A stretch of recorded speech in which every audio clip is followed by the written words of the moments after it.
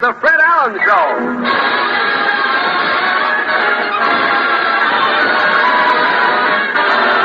The Fred Allen Show with Fred's guest, Mr. Dale Carnegie, Portland Hoffa, Minerva Class, Peter Donald, Parker Fenley, and Al Goodman and his orchestra.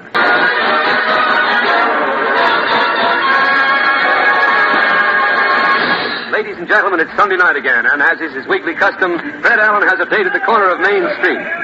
Tonight, as Fred parks his Ford and locks the door, a voice says, Mr. Allen! Well, Portland. Hey, I'm a little late, Portland. Have you been waiting long? No, I've been looking in this drugstore window. It's funny. What's funny? There's some dust in the window, and it isn't doing anything. Probably just a lazy package. You know, you find that. Look, the window is full of soap there. They're having a sale on Lifebuoy. Say, what's that slogan? Avoid B.O. Avoid B.O. Yo-ho-ho. Portland. Portland, did you hear that? I didn't hear anything. How do you like that? Jack Benny with his echo. Now I'm starting to hear the thing. Why does Jack hear an echo on his program every Sunday? Well, you know Benny. When he gives anything away, even in conversation, he wants it back.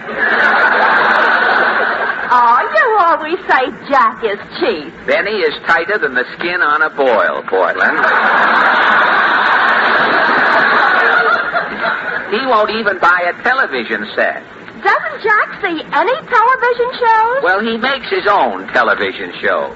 Then he turns on his radio and has Rochester run in and make faces. That's his television. That reminds me. This is National Cranberry Week. Jack Benny reminds you of Cranberry Week? There's no hair on a cranberry either. If you want another non sequitur, I just remembered I forgot to buy today's newspaper, Well, Portland. let's take a walk down Main Street. All right, let's.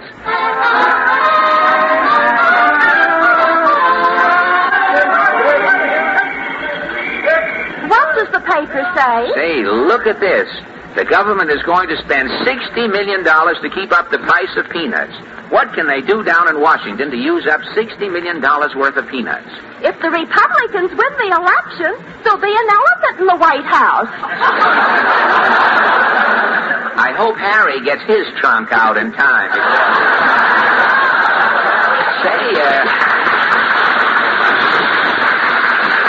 Say, here's an item, Portland. Look, representatives of radio industry appear before Federal Communications Commission to protest removal of giveaway radio programs from the networks. How do you think people feel about stopping the giveaway program? Well, let's ask some people now as we're walking along Main Street. Say, this man coming along here with the liverwurst hanging out of his briefcase. Pardon me, sir. I am Sergei Stroganov, head of the Audubon Society in the Soviet Union. I am in America studying bird life. Oh, you know birds? All there is to know about birds I am knowing. Oh, really? For 2 years I am living in a nest. Oh, you lived in a nest? All kinds of birds are my friends. The sparrow, bobolink, chickadee. Swan? No swan. No swan? In Russia, nobody is using soap. Oh, no soap, you say? In Russia, you are finding no white Russians. Oh, well, I didn't understand. Tell me, Sergei, what is the difference between bird life in Russia and in America? In America, in cages, you have 2 million canaries. Yes? In Russia, in one cage, we have 180 million peasants. Pheasants? Peasants! Oh. The H is silent as in bird. H in bird? Albatross! Oh. I am too fast for you. Oh, now look, Sergei. You bore me. Sergei, tell me, what is your biggest bird? The biggest bird in Russia is the bird we are giving the UN. Well, look, Sergei, about these giveaway programs. The biggest giveaway in the world is Land-Lease. No, wait a minute. Look, I mean radio programs. In Russia, we are having all kinds of programs. Really? What programs? People are comrades. Really? Break the yank. Break the yank. Worker take all. Worker take all. Honeymoon in Minsk. Yes. Mary Margaret Kropotkin. What about Mr. and Mrs. Hush? In Russia, nobody is daring to open his mouth. You mean? Everybody is Mr. and Mrs. Hush. But Mr. Stroganoff. You bore me. Long live Akim Tamirov. Oh, he'll never hurt.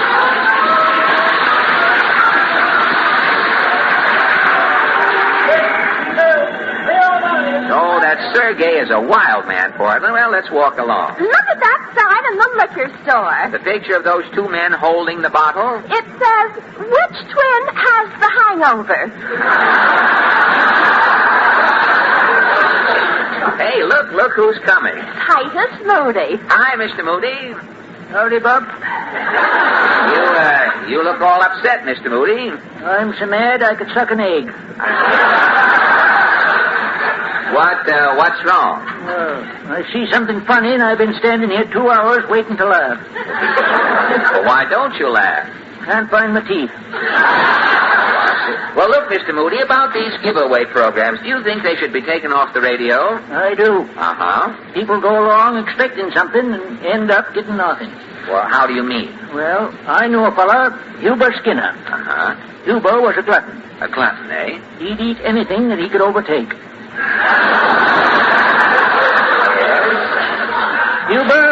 Huber could never get calves' brains the way he liked them. No.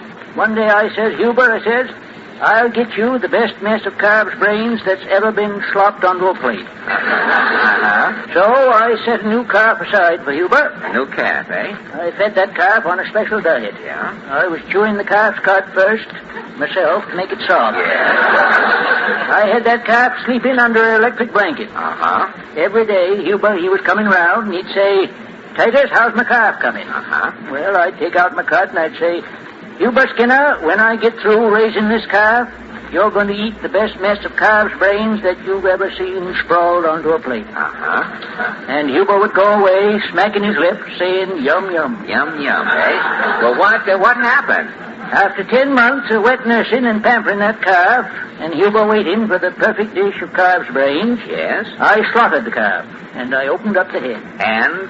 That calf was a moron.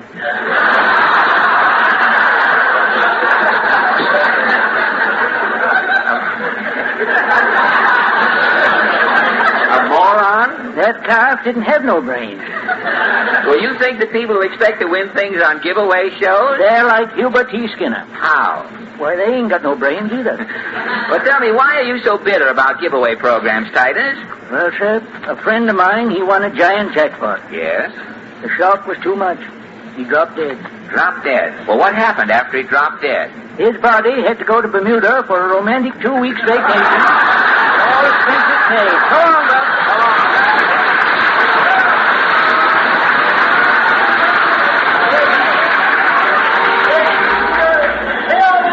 Now, come on, Portland, let's go. Doesn't this woman with the seersucker shawl look familiar? She certainly does. Good evening, Mrs. Nussbaum. So who is hailing me? Oh, it was you, busybody. Uh-huh. Mrs. Nussbaum, I hate to say this, but you look old tonight. Well, all day I'm at the antique show. Being at the antique show makes you look old? Everything else is old. Uh-huh. Why should I be an exception? Oh, I see what you... Well, tell me, did you see any high boys at the antique show? Oh, no, boys. Children positively they are not admitting. Oh, I see. Tell me, what did you see? Tables from Chippendale. Chippendale? Formerly with Bloomingdale. And I'm seeing a coffee table. Duncan Fife? Chase and Sanborn. What else did you see at the antique show? George Washington's toothbrush. Oh, he wore false teeth. Oh, I know. You do? How? At the 175th Street, I'm seeing George Washington's bridge. Oh,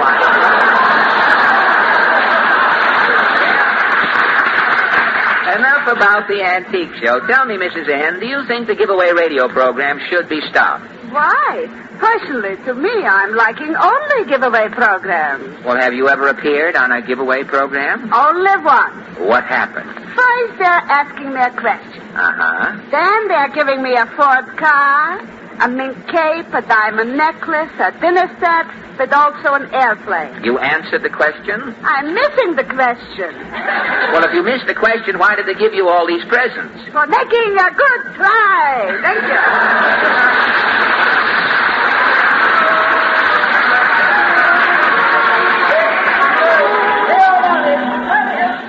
let's get along, Portland. You haven't found out much about giveaway programs, have you? No, I haven't. Well, let's try one more passerby here. This man using the canoe paddle for a cane. Pardon me, sir. Rejoice, brother. My name is Humphrey Titter. Humphrey Titter? I'm the joy boy. The world is in the dumps. Rejoice, brother. Let a smile be your umbrella. Have you ever tried letting a smile be your umbrella? Yes. What happened? I got a mouthful of rainwater. Say, I know you, Titter. You're the fellow you write unusual greeting cards and jingles. Everybody writes get well cards to people who are sick. I write get sick cards to people who are well. Get sick cards? Old friend, you're looking mighty well. You're working like a beaver. I hope you'll soon be sick in bed with a breakdown or a fever. Very good, very good. Rejoice, brother. Get me some joy. I'll spread it every time. Well, look,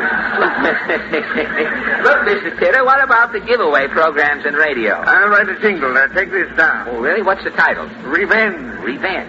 Years ago, radio appealed to many folks. It gave them entertainment, drama, songs, and jokes. Now it isn't so in radio, for radio today isn't giving entertainment, it's giving things away. Nylons, luggage, Frigidaires, toasters, suits and blouses, watches, slips and coffee pots, completely furnished houses. The more radio keeps giving, the more people want to get. I'll finish radio's giveaways. I'm giving away my set. Well, so long, Mr. Titter. Rejoice, brother. Rejoice, brother.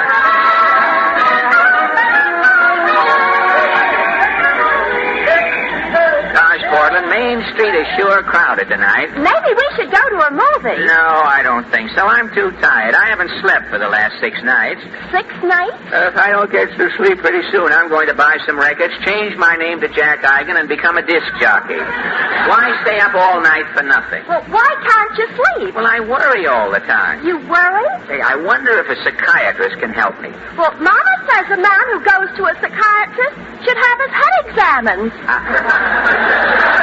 Say, there's a psychiatrist sign on this building, Portland. Look, Dr. Holstein. I'll see if he's in. Shall I wait? Yes, I'll be right out. This is the office. Dr. Wolfgang Holstein, psychiatrist and chiropodist. I fix you up from head to toe. Well, I'll go in, see what happens. Oh, yeah? Pardon me, sir. Are you... Yeah, I am Dr. Wolfgang Holstein. You want an analysis or your bunions removed? Doctor, I have insomnia. Oh, that is simple to cure. How can I cure my insomnia? Go to sleep. But I can't sleep. I haven't slept a wink in 6 nights. You know, I once had a patient who could not sleep. No? For 1 whole year, 8 hours a day, I had him laying on my couch. And? He still could not sleep. You couldn't cure him? Finally, it is coming to me. Why couldn't he sleep? After laying 8 hours a day on the couch, he wasn't tired. Well, doctor, I can't sleep because I worry. I worry all day long. When do you worry? Well, I start before breakfast. You know, I once had a patient who worried about breakfast. During the night, he would dream he was eating shredded wheat. Yes? When he'd wake up, the mattress would be half gone. That isn't my trouble. Oh, so, what do you eat for breakfast? I have poached eggs on toast and coffee. I cook it myself. So, what is your worry? Well, there's only 1 electric outlet in my apartment. 1 outlet, yeah. But I have 3 electrical appliances. Where does the worry start? Well, every morning I get up at 7:30. Yeah. At 7:31, I plug in the water to poach my eggs. Yeah. At 7:35, the water is boiling. I drop in the eggs, pull the plug out of the water pan, and plug in the toaster. Yeah. At 7:39, the toast pops up. I pull the plug out of the toaster and plug in the coffee. Yeah. While I'm putting the poached eggs on the toast, the coffee percolates. Yeah. At 7:42, my breakfast is ready and I eat. At 7:45, I leave the house, get the 7:50 train. At 8 o'clock, I'm at work. Yeah, but this schedule sounds perfect. Why should you worry? One day last week, Doctor, something happened. What? At 7:31, I plugged in the water to poach the eggs. Yeah. At 7:35, the water was boiling. I dropped in the eggs, pulled out the plug, and plugged in the toaster. Yeah. At 7:39, the toast didn't pop up. Himmel! The toaster was stuck. This is a crisis. The toast was black, the eggs were like rocks. The coffee was cold, well, I missed my train, I was late for work. The boss says the next time I'm late, he's going to fire me. Oh, this could give you a psychosis. Also unemployment. Now, when I go to bed at night, I can't sleep. I'm never sure that the toast will pop up. If the toast is stuck again, Doctor, I'm going to lose my job. Oh, no wonder you are worrying. Dr. Holstein, you have got to cure me. My friend, psychiatry cannot help you. Well, what can I do? You can do what all psychiatrists are advising their worry patients to do. Their worry patients what? Read Dale Carnegie's new book, How to Stop Worrying and Start Living. Say, I'll buy that book right away. So long, Doctor. Auf Wiedersehen.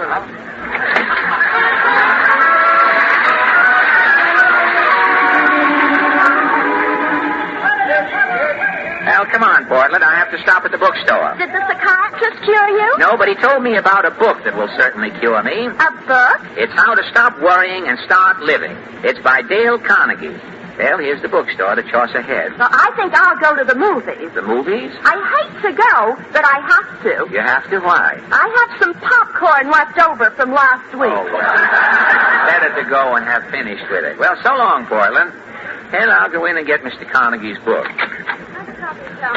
Gosh, this bookstore is sure crowded. Pardon me, miss. Billy Rose's new book, Wine, Women, and Words, is out today. No, thank you. Billy Rose is going to be pretty mad. How do you know? I'm Mrs. Rose.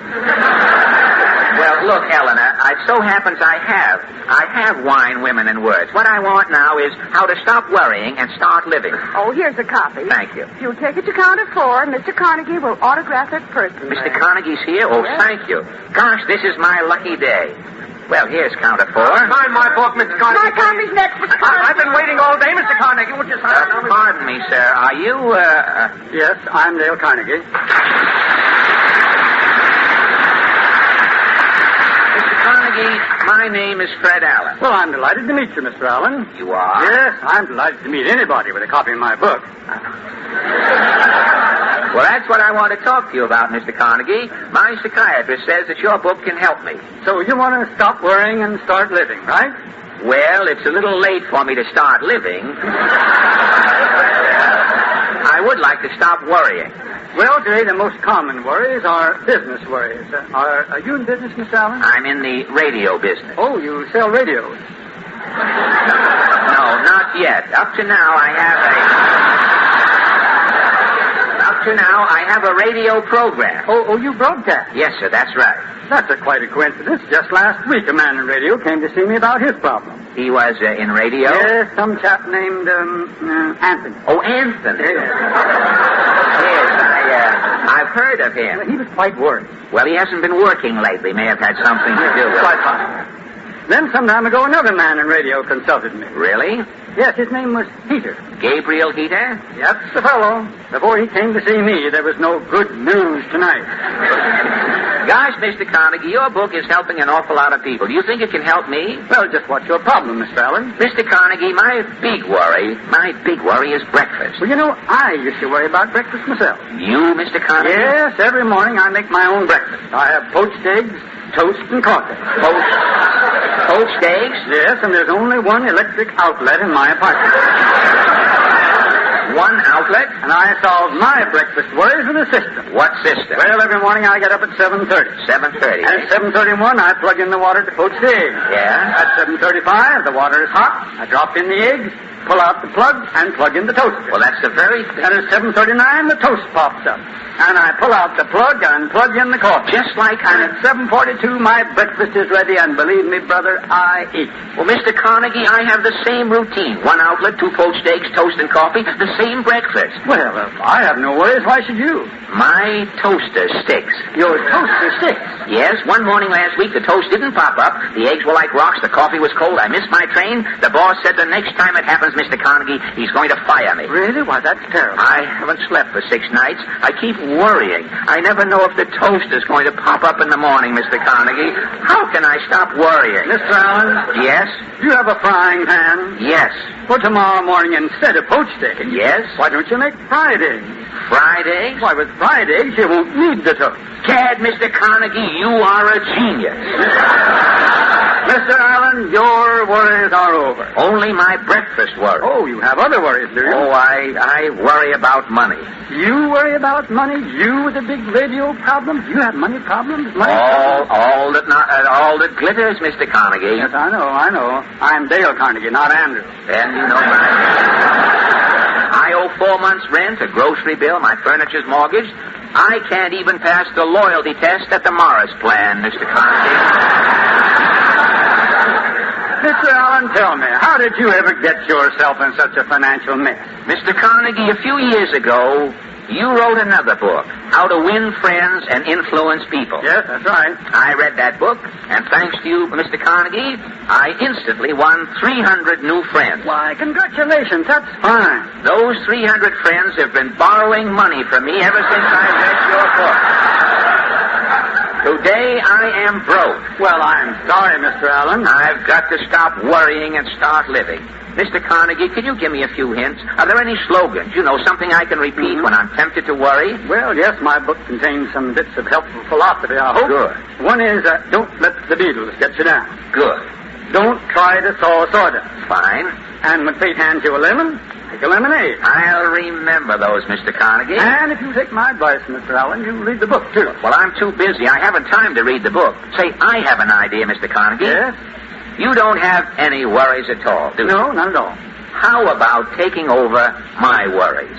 You want me to worry for you? Are you really serious? I'll pay you $200 a week. But, Mr. Allen, I thought you just said you were penniless. I haven't got a cent to my name. Well, if you haven't got a cent, how in the world can you pay me $200 a week to worry for you? Mr. Carnegie, that's the first thing you've got to worry about.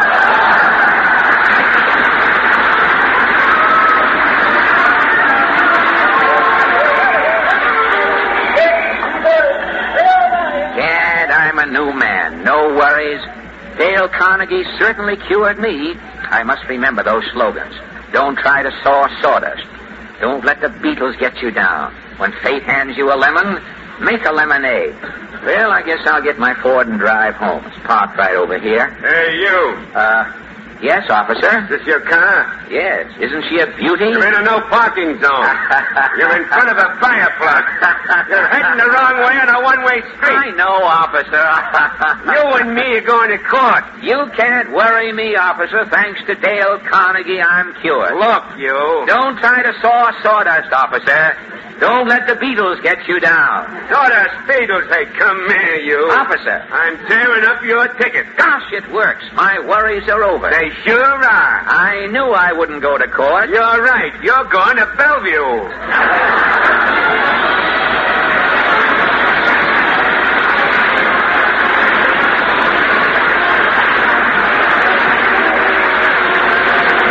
The Fred Allen Show.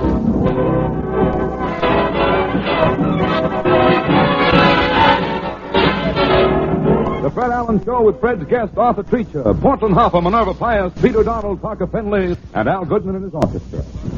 And this is Kenny Delmont.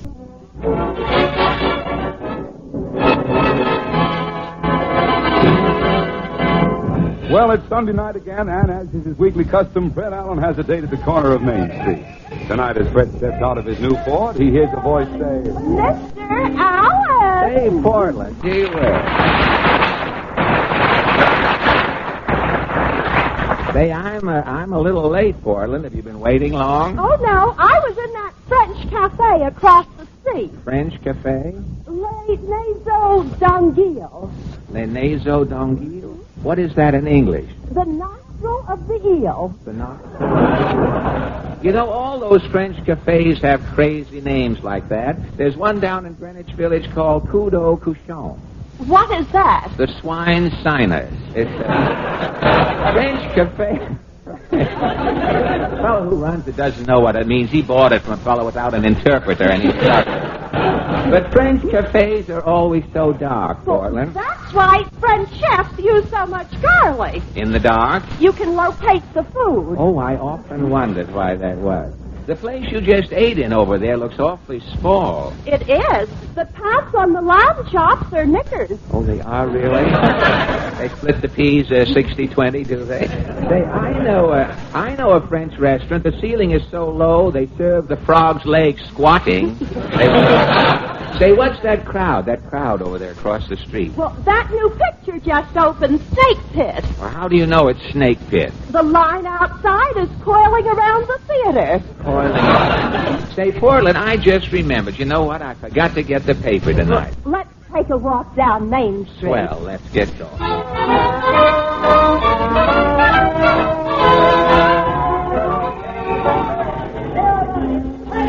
What does the paper say? Hey, here's an item. Medical Economics, National Physicians Business Magazine, says that there is only one doctor for each 1,082 persons in the United States. I wonder if people are worried. Well, let's ask some people now as we walk along Main Street. Hey, this man coming with the Leghorn briefcase.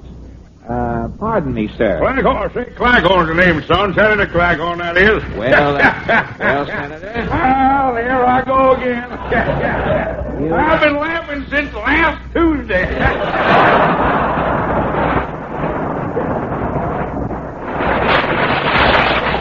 Laughing at what, Senator? The election. Yeah, son, that's the biggest upset this country has seen since the Normandy tipped over. Maine is seceding from the Union. The Republicans are giving their bandwagon back to Fitch. This is one thing the elephant will never forget. Tell me, what about Dr. Gallup and Mr. Roper with their polls? Well, this is the first time in the history of statistics that the polls have gone to the dogs.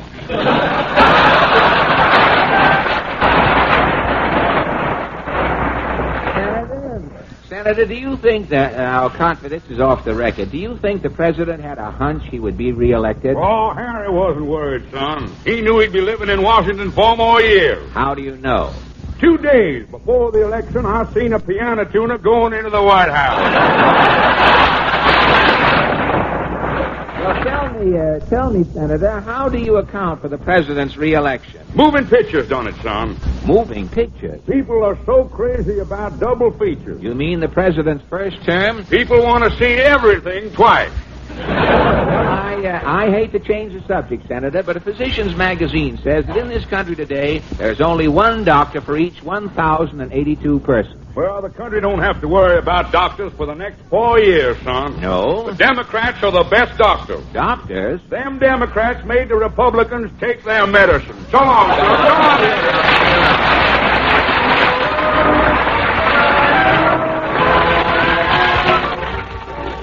Say, it sure is a swell night to walk down Main Street, Portland. Look at this picture in the barber shop. 2 men wearing toupees. It says, which twin has the phony? Hey, look who just turned the corner. Titus Moody. Hi, Mr. Moody. Howdy, Bob.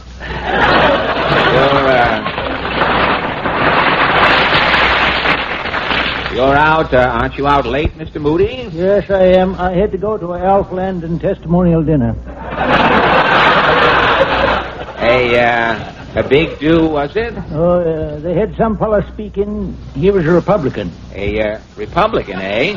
He was appearing incognito. His talk was, America, is it utopia? Well, do you think America is utopia? Not while I'm paying $3 for overalls, I don't.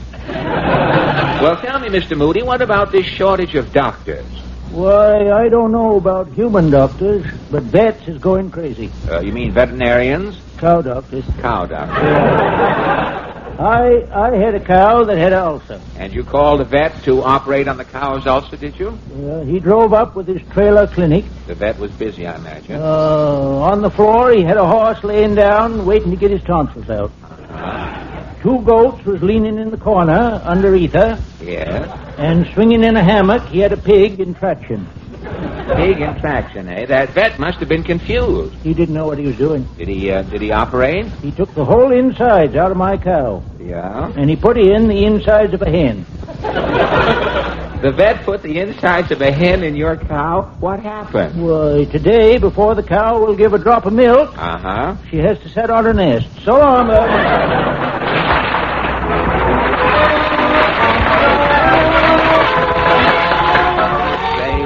that Titus Moody is a character, Portland. This little woman coming looks familiar. Well, I should say so, Mrs. Nussbaum. So who is paging me? Oh, it's you. Yes, out walking your dog, eh? Yes, it is a Seltzer Spaniel. You mean a water spaniel, don't you? I'm buying it in the Bronx. Oh, a seltzer. Well, tell me, Mrs. Nussbaum, about this shortage of doctors. Who needs doctors? But, I'm taking out group hospitalizing. Oh, group hospitalization? Before they can take me to the hospital, a group is having to get sick. Oh, I often wonder what that's like. Hey, it is good to be healthy, huh? Good. It's also making trouble. Trouble? How do you mean? Well, my friend, Mrs. Bambi Rappaport, is crazy for health. Uh-huh. To getting iron, she's eating spinach. Uh-huh. Bambi is getting so much iron, her arm is looking like a niblick. Oh. And to making calcium, she's drinking milk. Uh-huh. Well, she's drinking so much milk, in the mouth she is now having 3 sets of teeth. 3 sets of teeth? Then, to improving the eyesight, Bambi is eating carrots. Is she eating too many carrots, too? Like a cat, she can now seeing only at night. Well, look, eating all of these health foods, Bambi must be enjoying life. Enjoying. Her husband is getting a divorce. Why? Bambi is too healthy. Too healthy? When her husband is telling Bambi to drop dead, Uh-huh. she couldn't do it. Thank you.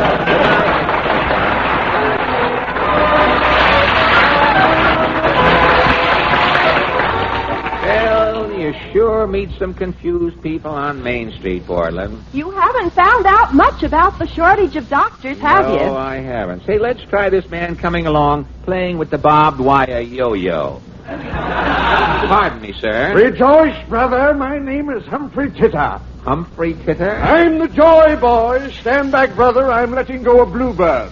I just left the Republican headquarters. I yelled, rejoice, brothers. What happened? They threw me out. See, I remember you, Titter. You write unusual greeting cards and jingles. Yes, everybody waits for a special day to send out cards. And you? I send out greeting cards any day. Any day. Greetings, pal, and wishes good. I send you on this one day. I don't know when your birthday is, so I wish you a rousing Monday. Very good, very good. Rejoice, brother. Don't be like the man whose cat was run over by the steamroller, standing there with a long puss.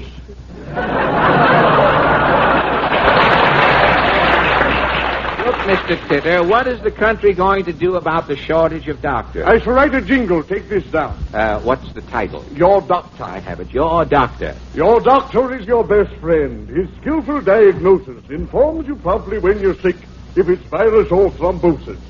Your doctor quickly feels your pulse, arrives at his decision, and with his shiny scalpel, he soon makes a long incision. If you don't survive his surgery, your doctor never quakes. For his friend, the undertaker, always covers his mistakes. So long, Mr. Titter. Rejoice, brother.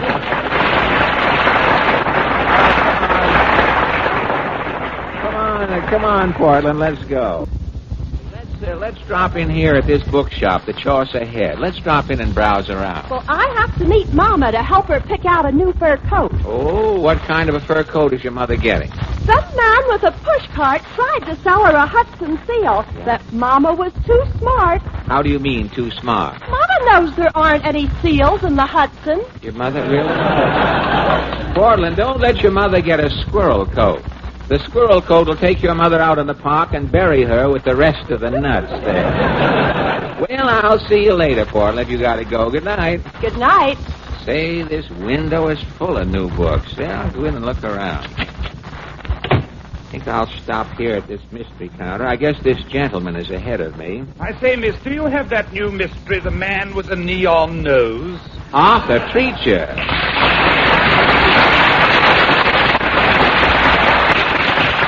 Arthur, what are you doing here at the mystery counter? I'm buying mystery stories to take back to England. I'm going to do a crime program on television in London.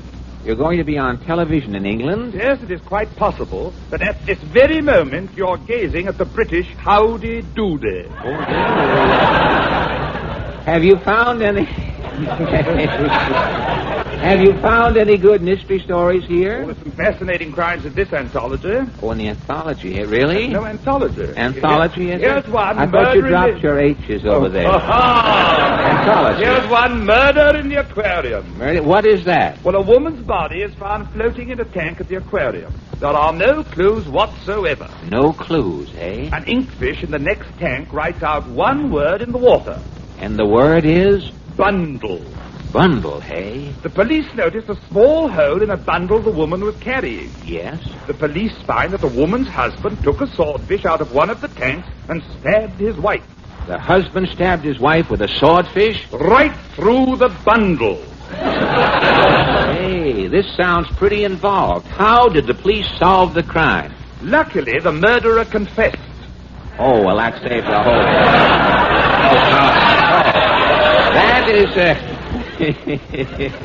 That is some mystery. This next one is fantastic. It's called The Fatal Hamburger. The Fatal Hamburger? Arthur, mysteries like these will start television doing giveaway programs. Now, if you really want a ripping mystery, I happen to have a thriller. Well, it's got to be good, Fred. I start next week. Oh, in London? Yes. My television program is called The Pips Piccadilly Mystery Playhouse. The Pips Piccadilly Mystery Playhouse. Yes.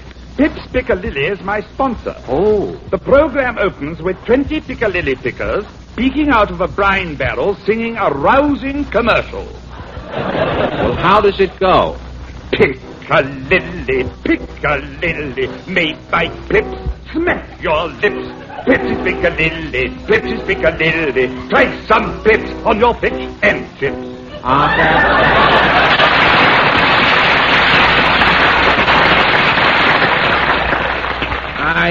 Arthur, my mystery will be great for the Pips Piccadilly Playhouse. Well, what's your mystery like, Fred? Well, the program opens with a lumbering fanfare.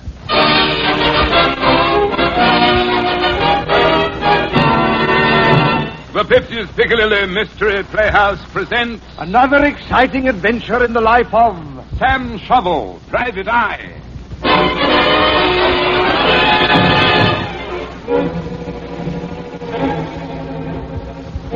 I am Sam Shovel, Private Eye. I've cracked a lot of tough cases, but the toughest case I ever cracked was the case of Sir Hubert Bottomley. One day I'm sitting in my office, dropping some murine in me private eye. I'm just squeezing out the dropper. Hearing a knock, I deduce that somebody's at the door. Well, I say, come in. To-do. Yeah, lady? I'm looking for Sam Shovel, private optic. I'm Sam Shovel. I'm Lady Bottomley. My brother, Sir Hubert Bottomley, is missing. Missing what? He's missing himself. Oh. Has he looked around in his coat? I don't know. Sir Hubert's been here in America. Yes. Every month I've been sending him his allowance, 20 pounds. 20 pounds of what, lady? Money. Oh, money. For 15 years I haven't heard from Sir Hubert, so I decided to come to America. Yeah? Mr. Shovel, you must find my brother. Lady Bottomley, I'll find Sir Hubert Bottomley, or my name ain't Sam Shovel, Private Eye.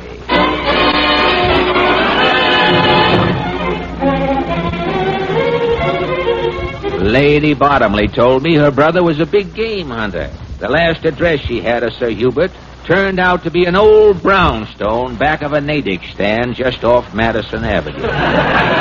Lady Bottomley was trembling as I pulled the old-fashioned bell. Yes? Are you Sir Hubert Bottomley? I'm Bellwether, Sir Hubert's butler. Whom have I the melancholy honor of addressing? I'm Sam Shovel, Private Eye. Stand back, Bellwether. Me and Lady Bottomley's coming in. Get your hands off my lapel. You're rumpling my dicky.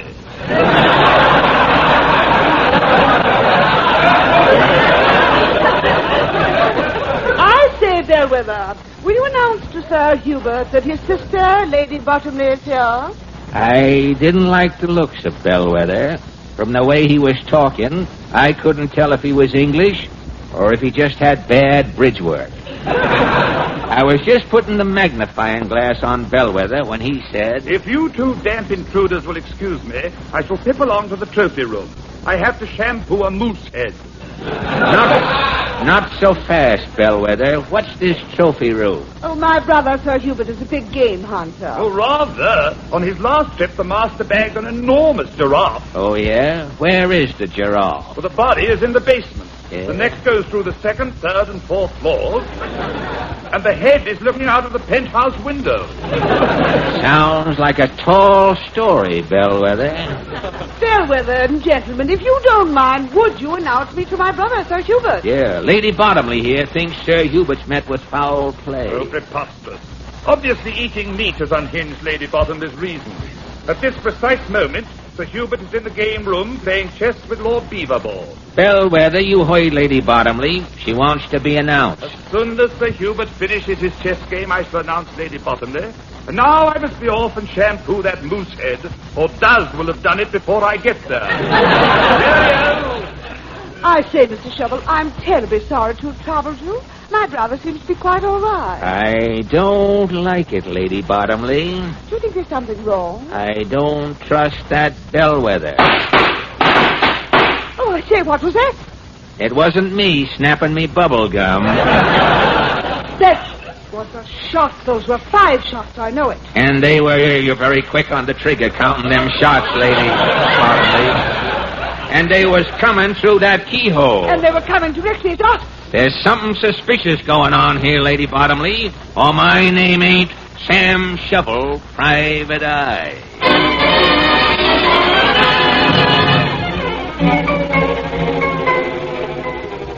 They was shots, all right. Me derby had a crease in it. Me badge had a dent in it. And me coat had 7 new buttonholes. There was only one way to find out who was shooting at us through that keyhole.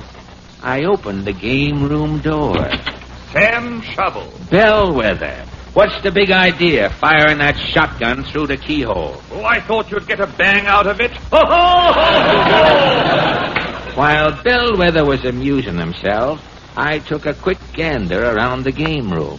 Sitting at a table motionless, there was 2 men playing chess.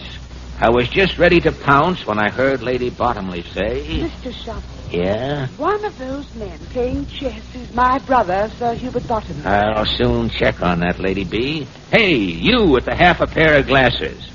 I say, what's all the hugger-mugger? Can't you see we're playing chess? Bellwether.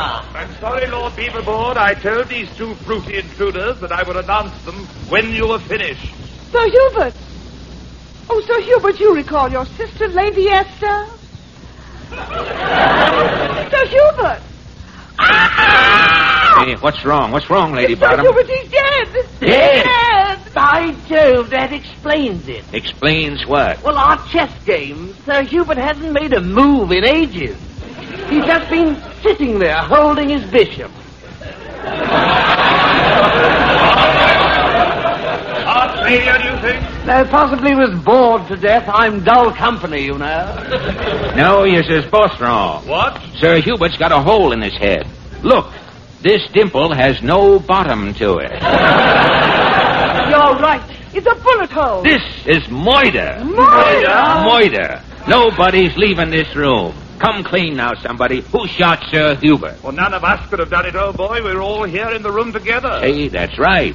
Shovel, there must be somebody else in the house. I can take a hint, Lady Bottomley. Come on, Bellwether. I'm finding that somebody else, or my name ain't Sam Shovel, Private Eye.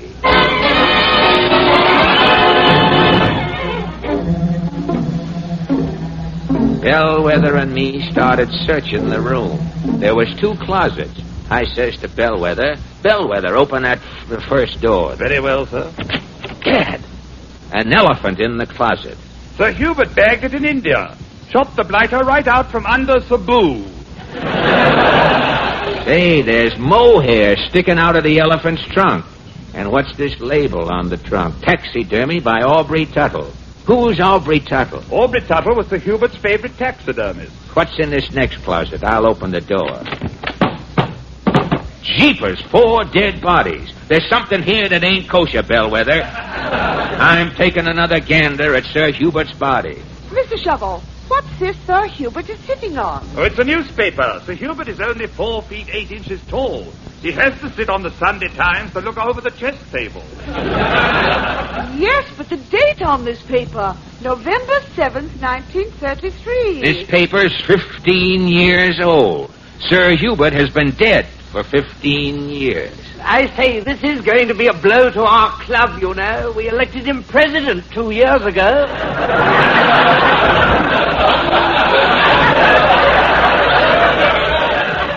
It's incredible. Sir Hubert dead 15 years? Why, he looks the same today as he did 15 years ago. Identically the same. Sir Hubert is the same as he was 15 years ago, Lady Bottomley. What? Look at this hole in his head. What do you see sticking out? Mohair. Mohair is right.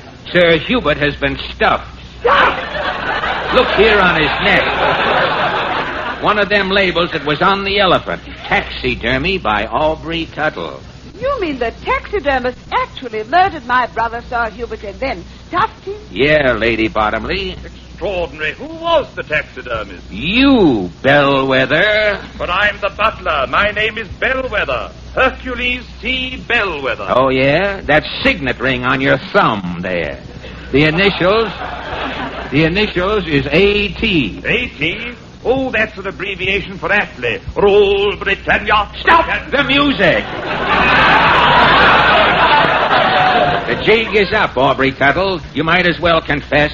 It'll make me very happy. Oh, but happiness is so middle class. Regardless.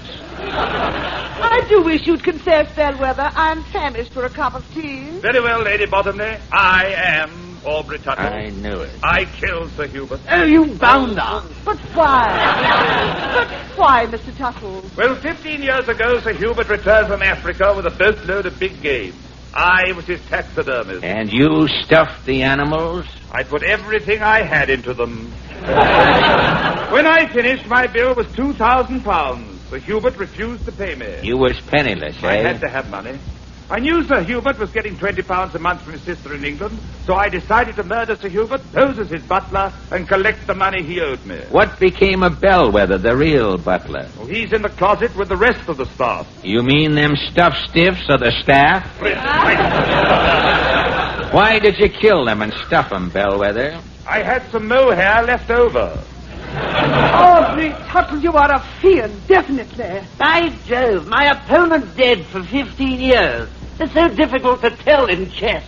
Where are you going, Tuttle? I think I shall step out for a bit of swan-upping. Come back here, you. Unhand me, you succulent mendicant. Oh, right in the peeper. A bit of a shiner. Okay, Tuttle. You're coming with me, or what? Or my name ain't Sam Shovel, Private Black Eye.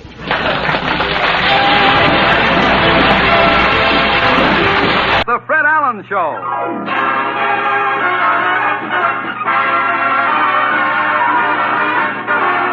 The Fred Allen Show with Fred's guests, Mr. George Jessel, Portland Hopper, Minerva Pius, Peter Donald, Parker Fenley, and Al Goodman and his orchestra.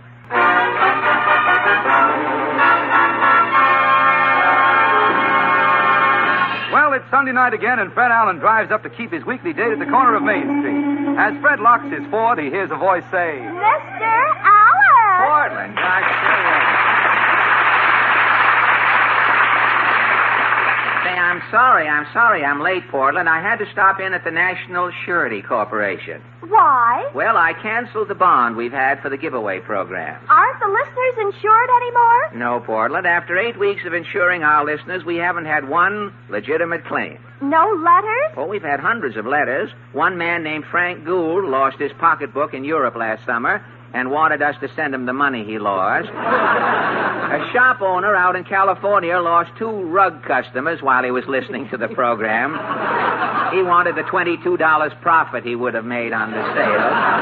And we had a letter from a woman in Sioux City. She said, why do giveaway programs bother with radio shows? Why don't they just mail the money out to people and save all that trouble? Well, enough about the giveaway, Imglick, Portland. What's a word which I will translate later in the program. What is new? The ducks strike is over. Oh, I read that. Mama said when the dock strike started, 20 strikers were drowned. How could 20 strikers drown? When the strikers walked off the dock, they walked in the wrong direction. Oh, I don't know. That news I don't think is reliable, Portland. I am going to buy my own paper. Can I go with you? Why, sure. Let's take a walk down Main Street. Let's. Come on.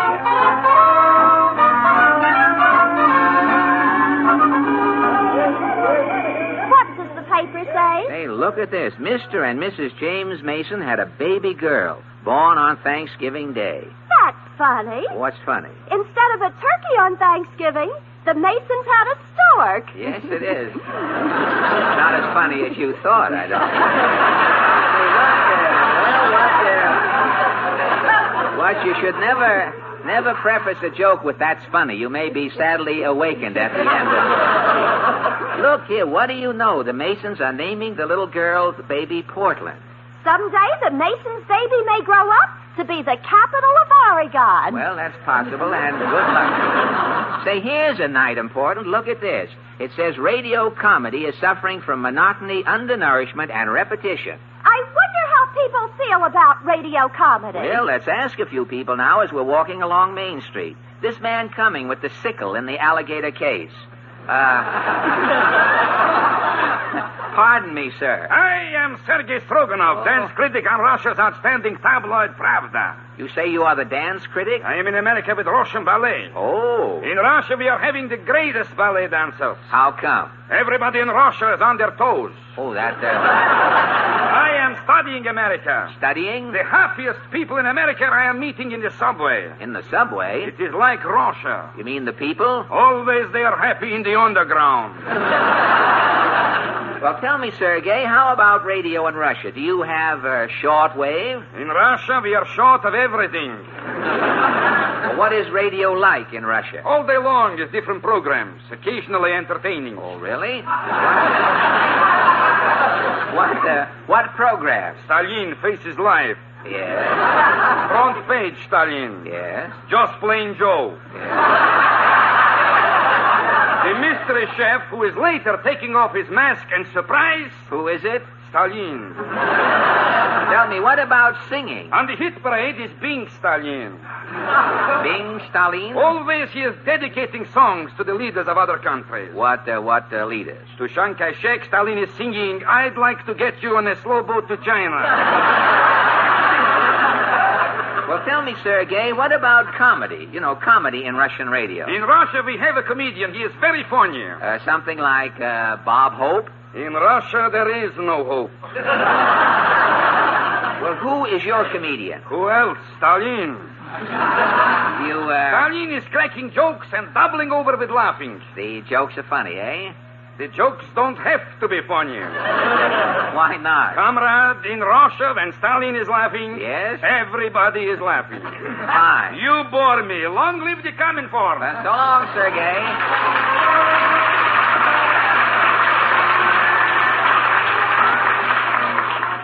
Say, it's a nice night to walk down Main Street, Portland. Look at the sign in that haberdashery. What sign? Our socks look better on your feet than they do on our hands. Hey, you fixed that up, too. You left a Y out of there, which would have made a question out of it. Why are the socks on our feet better? Hey, look who's coming. Titus Moody. Hi, Mr. Moody. Howdy, Bob. Well, Mr. Moody, did you have a nice Thanksgiving? Why, the last thing I remember, my brother Huber come by for dinner. Oh, yes? To celebrate, I brought out a keg of hard cider. A hard cider, hey? All morning we sat around sipping and talking over old times. I see. Long about noon, Huber, he put down his cider mug and he says, "Titus, there is power in that keg." Yeah? Next thing I knowed, Huber says, "I'm a beaver."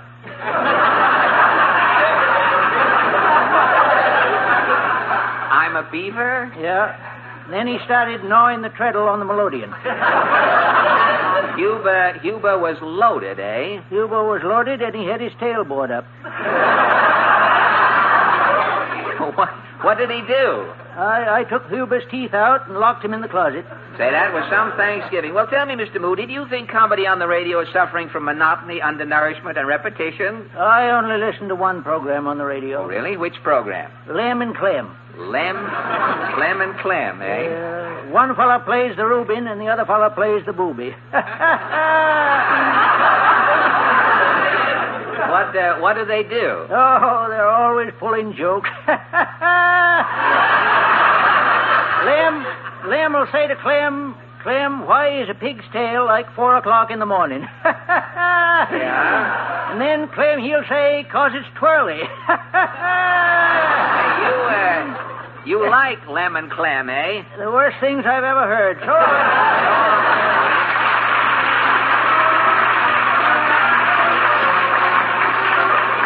Well, come on, Portland. Wait till I smell what they're making in the candy store. Oh, stop smelling that candy. Your nose will get fat. Don't we know this little woman coming? Oh, this little woman using 2 clam shells for ear laps?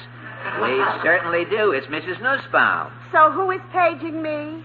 Oh, always it's you. Yes, say, you look happy tonight, Mrs. Nussbaum. Why not? I'm just coming from my psychiatrist. Oh, you have to go to a psychiatrist? Well, every night I'm dreaming. Oh, you're dreaming? Always it is the same dream. What is your dream? Always it is a bake shop. A bake shop, eh? Curled up, lying in the window, I am a bagel. Bagel? And the window is filled with bread, long loaves. Uh-huh. And always the bread to me is trying to say something. Yes? Always I am not understanding. Well, did the psychiatrist interpret your dream? In 2 visits. Oh, in 2 visits. What is the reason that you, the bagel, cannot understand the long loaves of bread? It is French bread. Oh, I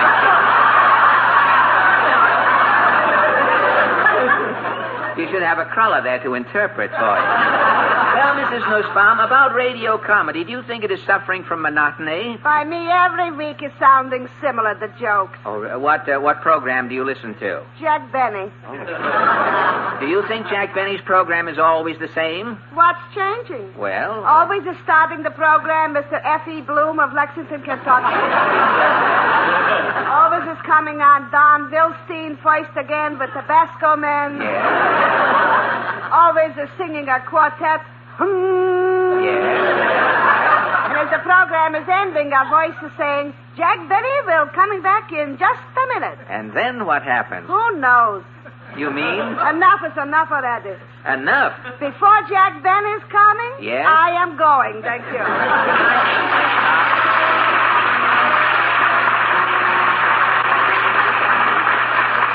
Well, you sure run into some strange characters on Main Street, Portland. You haven't found out anything about radio comedy, have you? No, not up to now. Well, look, I'll try this man coming along wearing the rubber gloves and carrying the live wire for a cane. Pardon me, Bud. Rejoice, brother. My name is Humphrey Titter. Humphrey Titter? I'm the Joy Boy. Stand back, brother. I'll let go a bluebird. I remember you, Titter. Titter, you write unusual greeting cards and jingles. Ah, yes. Everybody sends out cards to couples getting married. Yes, and you? I send out cards to people getting divorced. Divorced? Congratulations, Sam, old boy. Now you've dumped that Jane. Coming back from Reno, you'll ride the Freedom Train. Very good, Humphrey. Rejoice, brother. You can be happy as a cricket. Try rubbing your legs together. Look, Mr. Titter, what about the monotony of radio comedy? I have the solution. Good. I'll write a jingle. Take this down. What's the title? Farewell. Farewell. Farewell to you, old radio jokes. I can stand you no longer. California weather and Airwick, Azusa and Cucamonga. Who's on first? Jolson's age. How big is Durante's nose? Cantor with his 5 daughters. How sloppy are Crosby's clothes? Allen's Alley, the mean widow kid. Sinatra looking so bony. Fibber McGee in his closet. Tell me, which twin has the Tony? Coming, mother. Listen, Gracie. At long last, I've made my decision. So farewell to you, old radio jokes. I'm turning to television. So long, Mr. Titter. Rejoice, brother.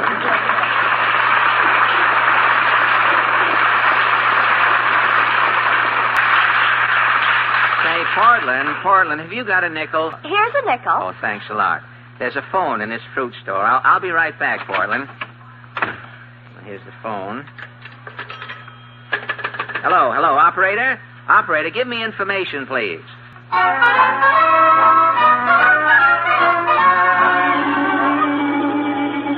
Here's your nickel back, Portland. I got some change inside. Come on now, I'm late. Late for what? Well, I have to meet Georgie Jessel at Lindy's. He sent me a note. Is George Jessel still a big movie producer at 20th Century Fox? Portland, Mr. Zanuck, the head of the studio, doesn't make a move without Jessel. Before Mr. Zanuck produced that picture, Snake Pit, for 6 months he had Georgie coiled up in a box with a cobra. I wonder what George Jessel wants to see you about. Well, here's Lindy's. Let's go in and find out. Oh, I have to meet Mama at the automat. Oh, come on. You can have a sandwich at Lindy's. I can't. Mama has 2 slots reserved at the automat. Oh, well, then you're back. Good night. Good night, Portland.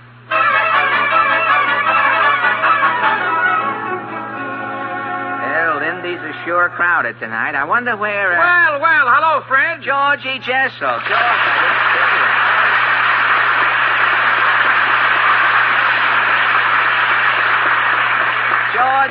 Georgie, I got your note. Well, Fred, sit down. I was just going out to dinner. You can watch me. Oh. But, Georgie... Wait a minute, I'll call the waiter. Hey, waiter. Hey, Bluebird, come over here. Yes, sir. Waiter, I'd like a nice knish. Knish? What is a knish? Georgie, a waiter in Lindy's, and he doesn't know what a knish is? Well, he's new here, you see. I see. Yesterday I asked for herring. He didn't know what a herring was. Oh. Had to tell him that a herring is a Bronx barracuda. Well, perhaps you would better tell him what a knish is. Well, I will. Now, look, waiter, a knish is a little thing. It looks like a half a ladyfinger, and it weighs 200 pounds. If you eat 2 of them, you can't get up. That's what it is. Georgie, is that why Lindy's is full all the time? Yes, but people come in. They eat 2 knishes and cannot get out of their chairs. Oh, I often wondered. Yes, sir. 20 years ago, Lindy himself ate 3 knishes, and to this day, he has never left a restaurant, believe me. Georgie, I don't think you'd better not eat a knish. All right, I think I'll have something light. Waiter, bring me a baked watermelon. Yes, sir. Oh, trouble. I should have eaten on the train. Oh, you were on the train? Well, of course. I just got back from Washington. Oh. I had an appointment with the president. The president? Uh-huh. Georgie, not the cabinet. Who knows? Marshall may be leaving. Anything can happen, Fred, you know. But, Georgie, I can see the headlines now. UN endorses the Jessel plan. The Jessel plan? It'll be bigger than the Jolson story. And the UN can do it without Larry Parks. That'll be something, too. Look, Georgie, while you're waiting for your baked watermelon, what is it? What did you want to see me about? Well, Fred, this is about my new picture playing at the Roxy Theater. It's called When My Baby Smiles at Me. Yeah? Now, maybe you could mention it on your radio program. Oh, George. I don't mean the whole half hour, Fred. I mean, just mention my picture once, maybe instead of the commercial. Well, Georgie, I can't leave out the Ford commercial. What do you need every week with a commercial? Believe me, everybody knows that the 49 Ford is a great car. Well, that's right, George. All right, so just 1 week. Next Sunday, instead of Ford, you mention my picture. Who'll know the difference? Only you and me. And 6,400 Ford dealers. All right, but Fred, my new picture stars Betty Grable and Dan Daly. Georgie, how can I possibly talk about your picture? I haven't even seen it. Fred, you will see it tonight. You're coming with me to the Roxy. I've got 2 passes. 2 passes? Well, yeah, all right. Wait a minute. Here's the waiter. Here you are, sir. Fred, how do you like this waiter? What? He brought me a knish. A knish? Don't even know what a baked watermelon is. Say, Georgie, it's getting late. Look at the All clock. right, come on, Fred. We'll miss the picture. We'd better get to the Roxy right away. Let's go, George. Well, here we are, Fred, right at the Roxy Theater. Gosh, look at that crowd, The show is Georgie. just about to start, folks. On the screen, When My Baby Smiles at Me, starring Betty Grable and Dan Daly. The box office is over here, George. Yeah, wait a minute, Fred. I want to speak to that boy. Hey, Mr. Barker. Yes, sir. Listen, Okay, Fred, let's go. The show is just about to start, folks. On the screen, When My Baby Smiles at Me, produced by Georgie Jessel. Georgie, what? What became of Dan Daly and Betty Grable? How do you like that? When you promise a guy a screen test, right away he starts yelling your name all over the screen. Come on, I'll get the tickets. What tickets? I'm the producer. I've got passes. We'll exchange them here at the box office. Oh, good. Pardon me, miss. How many, please? I'd like to exchange these passes. Sorry, but I can't take no passes. But these are perfectly good, miss. Yeah, that's what some guy said last night. I wound up with 2 tickets to a Wallace rally. But, miss, these passes are signed by Darrell Zanuck. I don't care if they're signed by Thunderhead. I want to see the show. You're paying $1.40 like everybody else. Georgie, tell her who you are. Miss, it so happens that I am Georgie Jessel. So what? What so what? I produced the picture that they're showing inside. What picture? When my baby smiles at me. When did we change? You don't even know what picture you're showing? How should I know? My back is to the theater. I'll beat it with them passes. You're holding up the line. How many, please? All right, okay. How much is it? For 2 you'll be $3.20. Miss, you said $1.40. $2.40s is $2.80. While your friend was stalling, the price has changed. It's $3.20. All right, miss. Fred, give her the $3.20. Okay, Georgie, you've got your mittens on. Here's $5, miss. Here's your change. All right, I'll take the tickets, Fred. Let's go in. Tickets, please. Here you are. Main floor, straight ahead for all seats. Come on, Fred. Okay, Georgie. Get in line, please. Usher, 2 seats, please. This aisle is full. You'll have to get in line. Usher, I am Georgie Jessel. Mr. Jessel, Usher, produce the picture. Next aisle to your right, sir. Thank you. See, Fred? Just mention a name. It sure worked, Georgie. Oh, Usher. Next aisle to the right, sir. It's just one aisle over, Fred. I'm coming, George. Next aisle to the right. This is the last aisle, Fred. Right through this door, sir. Thank you. Georgie, we're out on 50th Street. Well, how do you like that? Hey, wait a minute. Let us back in here. Open that door. Here, stop banging this door, you bums. There's a picture going on in here. We know that. We came here to see the picture. Well, this is an exit. The box office is on 7th Avenue. You'll have to get a ticket. We've got tickets. Yes, he has the stuff. Well, you can't come through this door. We came out this door. You sent us out, remember? It's so dark in here, I can't see faces. Every head to me is just a lump. Georgie, tell him who you are. Look, Usher, I am Georgie Jessel. Georgie Jessel. I just saw your name on the screen. How do you like that, Fred? The picture started. You've already missed the best part. Georgie, if the rest is a letdown, I tell you, I'll see it some other time. Oh, no. Fred, you sing my picture tonight. Usher, be a good fella. Let us black in. Well, it means breaking my usher's oath, but all right, come on. Thank you. Anything else I can do for you, Mr. We Jessel? just want 2 seats. Yeah. Next aisle to your left. Oh, no, you don't. We've been all through that. But this aisle is full, Mr. Jessel. Georgie, why don't we just stand? Now, look, Fred, have you forgotten who you're with? You're not only going to see the picture, you're going to see it sitting down. Sitting where? Have you tried upstairs, Mr. Jessel? That's a good idea. Now, how do we get upstairs? That stairway back of the Dixie Cups leads to the mezzanine. All right, Dixie Schmixie, thanks. Come on, let's go, Fred. All right, Georgie. Well, here we are in the mezzanine, Georgie. Well, we'll get some action now. Here's the usher. Yes, sir. Can I help you? Yes. 2 seats, Usher, please. May I see your stuffs? Here they are. Oh, shame on you, sir. Shame on you. Who's smoking?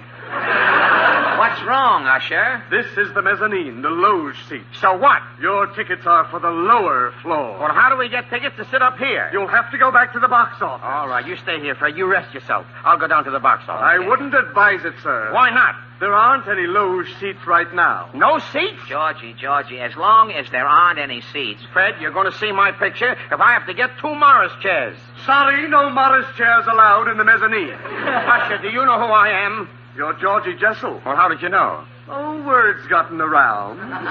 Well, look, Usher, I produced this picture. I was on my feet day and night. 7 days a week for 12 months. I'm a tired man, and I'd like to sit down. Well, you can't sit here. Why don't you try the balcony? How do we get to the balcony? You're left behind the candy counter, 4 flights up. All right, come on. Let's go, Fred. To the balcony? They know I'm here. They're probably holding something open. Well, let's go and find out. Gosh, Georgie, this balcony's pretty high. My nose is bleeding. Look, George, the stage is a mile away. Who's that on the screen? Wait a minute. I think it's Dan Daly. From here, he looks like Lassie. Look, as soon as we get 2 seats, I will rent a couple of telescopes. You see, it will be all right. Oh, Usher. Your stubs, please. Usher, I'm Georgie Jessel. Glad to meet you, sir. I'm Horace Treadwell. Your stubs, please. Looky, Horace, we'd like a couple of seats. Yeah. Next aisle to your right, sir. Now, wait a minute. This could be dangerous. Is there a door up here?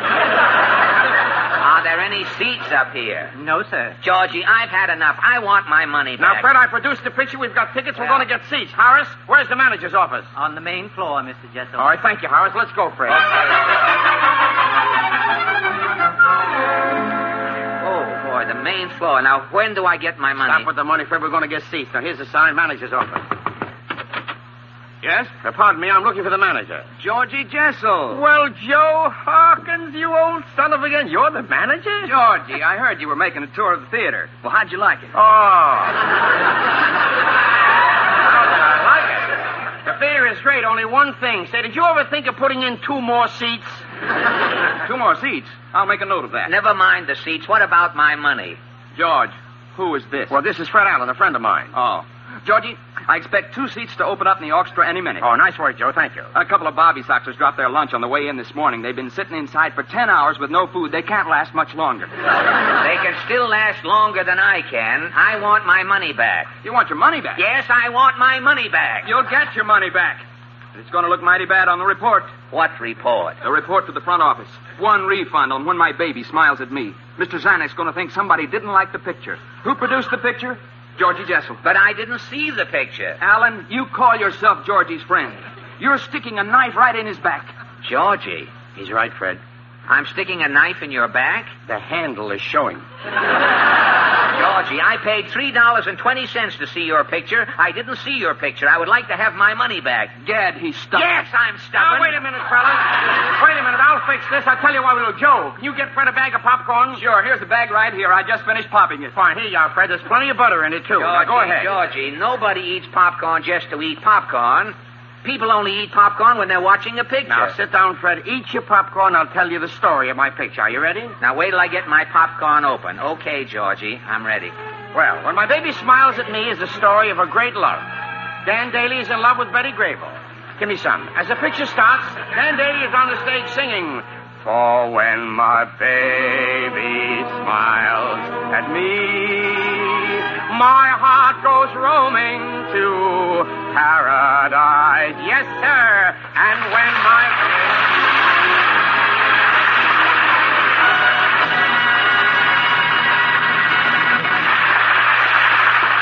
The Fred Allen Show.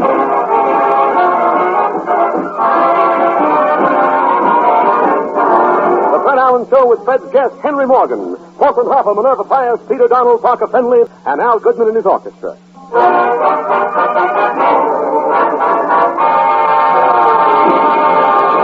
Well, it's Sunday night again, and here's Fred Allen driving up in his 49 Ford to keep his weekly gate at the corner of Main Street. As Fred steps out of his Ford, he hears a voice say, Mr. Allen! Say, Portland,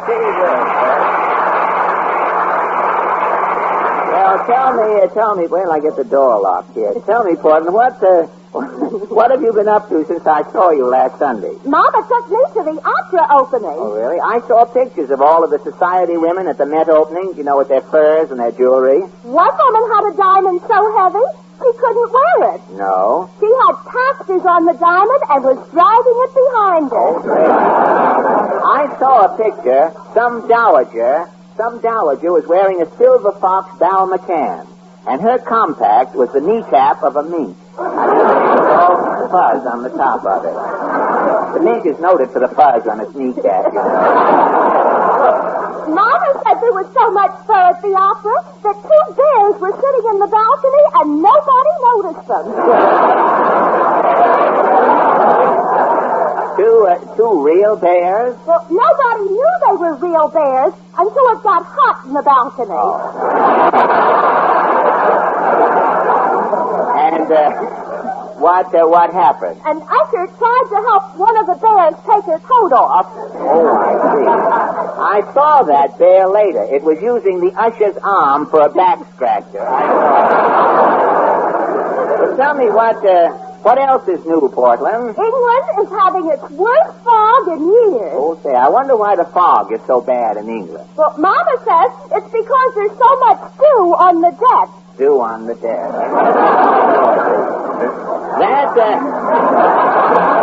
That does it. I guess I'll buy a paper and start back for home, Can Portland. I come with you? Oh, sure. Let's take a walk down Main Street. All right. Come on.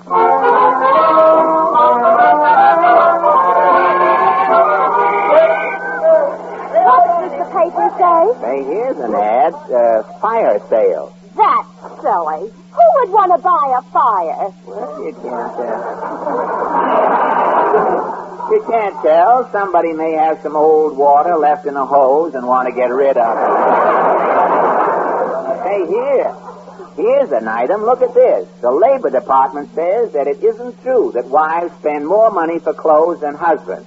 Husbands spend more for clothes than wives. Well, most people think that women spend more than men. Well, it seems to be a difference of opinion here, Portland, and there's only one way to find out. Let's ask some people now as we walk along Main Street. Now, this man coming along with the herringbone briefcase. Pardon me, sir. Claghorn's the name, son. Senator Claghorn, that is. See me at my office, son. I don't pass out free seeds on the street. Senator. Yeah. Senator, you remember me, Fred Allen? Oh, yeah. As a rule, I never forget a face. With yours, I was just lucky. Now, look, Senator. Well, I've been busier than an octopus trying to let go of a piece of flypaper, son. You've been busy? Yeah, I'm working on the president's health plan. Oh, the president has a plan to improve the nation's health? I'm all for it, son. Show me a healthy nation, and I'll show you a nation that ain't sick. You can quote me on that. Well, thank you. Son, last year I was on a committee. We raised $80,000 for research in lumbago. Lumbago? Well, we built a big laboratory. Yes. We got a rat. Shaved all the hair off its back. Yes. On a bitter cold day, we put that rat out in the rain with no umbrella. Yeah. The rat got lumbago. I see. 50 doctors and 50 chemists started studying the rat, working day and night. Yes. Finally, they produced the lumbago serum. Well, is the serum a success? It won't cure people. No. But if you know a rat who's suffering from lumbago, son, you send that rat to me. I'll scare up a few rats for you tomorrow, Senator. Tell me now about our question tonight, Senator. Do you think that men spend more money for clothes than women? I know they do. We started that movement in the South. When I think of cutting down on women's clothing, I think of that great name Lee. Robert E. Lee? Gypsy Rose Lee. Go on, that is.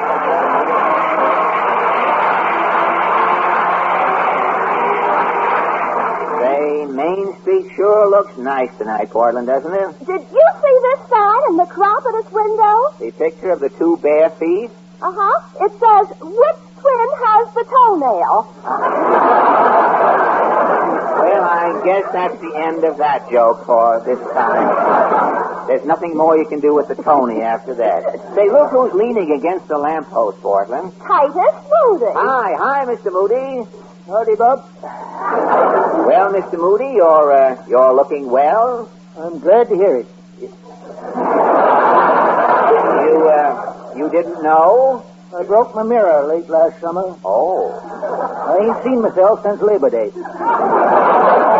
Well, you're looking well. I'm glad and pleased to hear it. Well, that's fine. Tell me, Mr. Moody, do you think women spend more on their clothes than men do? Why, my wife, Miss Moody, don't. Mrs. Moody is conservative? Miss Moody is tighter than a small boy's hide after a turkey dinner. She's stingy, eh? Miss Moody takes after her father. Oh. At the wedding, her father wouldn't give the bride away. Well, how did you get her? I'm renting Miss Moody at so much for the month.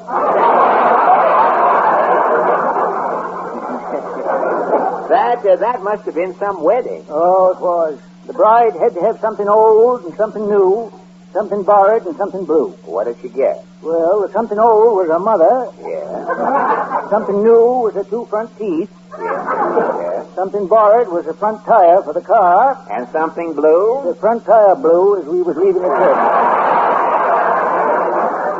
And your wife hasn't bought any new clothes? Not since the wedding. Oh. Miss Moody's been wearing a wedding dress for 40 years. Gosh. But the other morning, she says, Moody, she says, I'm buying a new Lindsay Woolsey Mother Hubbard. I says, after 40 years, Verbena Moody, I says, you're taking off your wedding dress? And? She says, yes, Moody, the honeymoon is over. So long.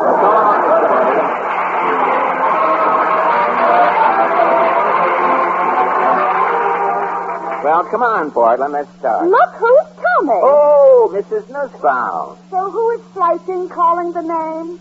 Oh, it's you. Yes, Mrs. Nussbaum. You look mad. I'm boiling. Any minute I'm flying off the candle.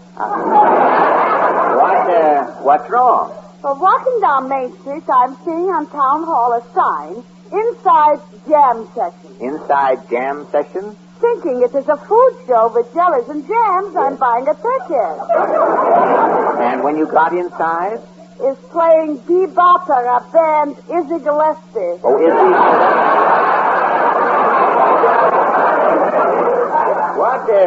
What is bebop? What is that? Oh, this is mixing boogie-woogie with chive. With chive. Well, tell me, Mrs. Nussbaum, about our question. Do you think women spend more for their clothes than men? Sometimes, to buying his wife fancy garments, her husband is overdoing it. Oh, you know of an instance? Mrs. Karesh Berkovich. Yeah. Without telling her husband, she's buying a platinum mink coat double-breasted. Mr. Berkovich, without telling his wife, is losing all his money in the stock market. Oh. What to do? What to do indeed. To pay for Mrs. Berkovich's mink coat, there is no money except her husband's life insurance. And to get the life insurance money? Mr. Berkovich is overdoing it. How? To getting double indemnity. Yes? He's dropping dead twice, thank you.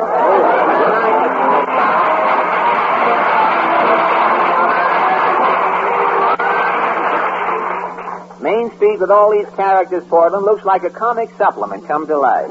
You haven't found out about the clothing question, have you? No, I haven't. Well, let's try this little man with the pea green beanie coming along. Pardon me, sir.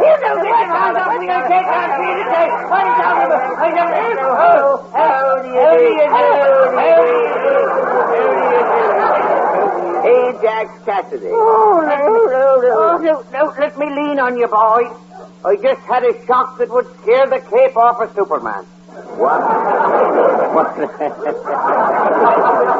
What happened? Well, you see, I stopped in at Fogarty's fish market to buy a breast of shrimp for dinner. Oh, when I got home with the breast of shrimp, yes, I felt something crawling around inside me turtleneck sweater. Something crawling around? Sure, I thought the worst got out of me watch and was on the loose.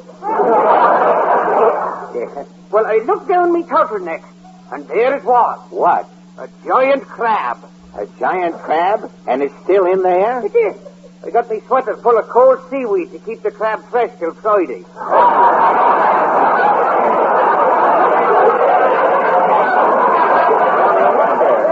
No wonder you're shaking, Ajax. But tell me, do you think men or women spend more for their clothes? Me boy, a man can spend more than a woman if he goes to extremes. Extremes, Well, now you take Rinty Monaghan. Yeah? The time Rinty won the Irish sweepstakes, he moved to Park Avenue in a sunken duplex. Oh, he did? Rinty bought so many suits of clothes. The first year he spent $20,000 for mothballs alone. Now, Rinty had a morning suit for morning. Yes. A business suit for business. Yes. A walking suit for walking. He had a suit for every occasion. One day he had a Charlie horse. Rinty appeared in a riding habit. Hey, Rinty was overdoing it. The next thing I heard Rinty was doing, he was doing 30 days. On account of his clothes? He joined the union. And? They caught Rinty strutting down Park Avenue wearing a high hat and a union suit. Goodbye to you. Goodbye.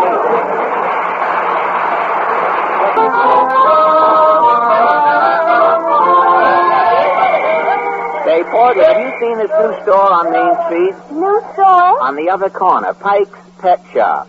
I wonder if Mr. Pike has a Pekingese. Why? We can go in and see Pike's Peak. Portland, that sounds like a joke you'd find in a letter from Mary Livingston's mother. Say, it's a swell night tonight. Let's keep walking for a little while. I can't. I have have to go and buy Mama a Christmas present. Oh, well, the 5 and 10 is just across the street, Portland. I'll see you later. Good night. Good night. Well, I think I'll walk along a little farther. All the stores are decorated for Christmas. Santa Clauses are out on the street corners ringing their bells. I think I'll give this old Santa Claus a quarter. Here you are, Santa Claus. Thank you, sir, and a Merry Christmas. Hey, you're not Santa Claus. You're Henry Morgan.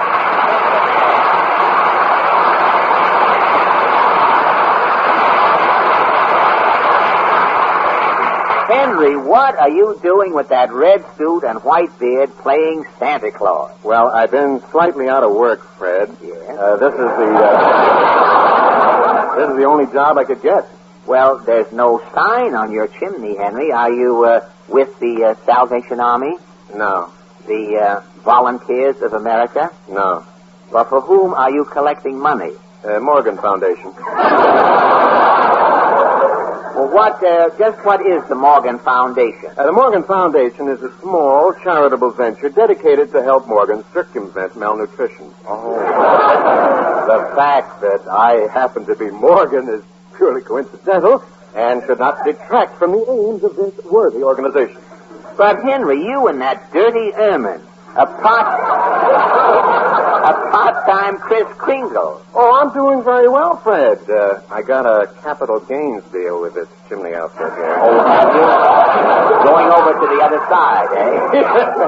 But, Henry, is this the first time you've worked since I saw you last fall? No, I've had other jobs, Fred. Oh, really? What other jobs? Well, for a while at Hamburger Heaven, I was the chaplain.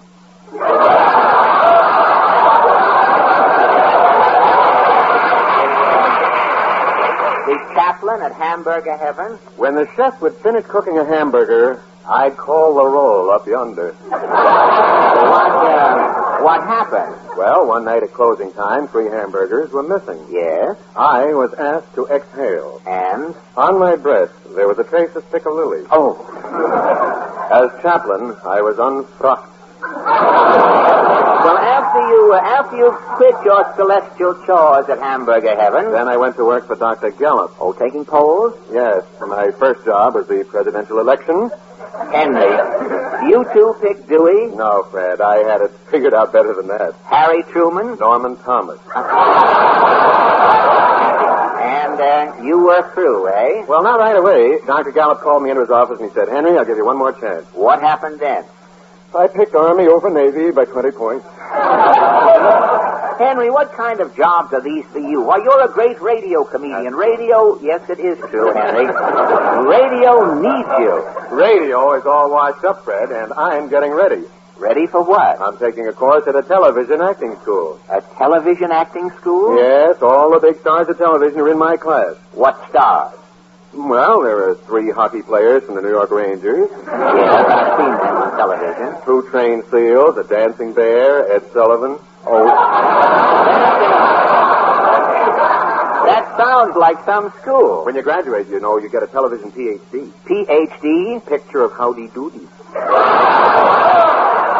Henry, forget television. You belong in radio. Fred, radio is dead. Dead? Radio City is a tombstone, 60 stories high. But, Henry... Radio killed itself. How? With those quiz shows, giveaway programs, those singing jingles. What's wrong? What's wrong with singing jingles? Well, Fred, take that Life Boy jingle. Yes? Now, before radio, even your best friend wouldn't tell you. Yes? Today, 4 strangers in a quartet yell at you. Yes, I guess you're right, Henry. There's plenty wrong with radio. And that's why I'm waiting for television. But you have the same problems in television. Oh, you're wrong, Fred. I'll show you. Now, take those crime programs. Crime programs? In radio, a crime program sounds something like this. The case of the missing glove. Or, it was only a mitten, but they knew the murderer had a hand in it.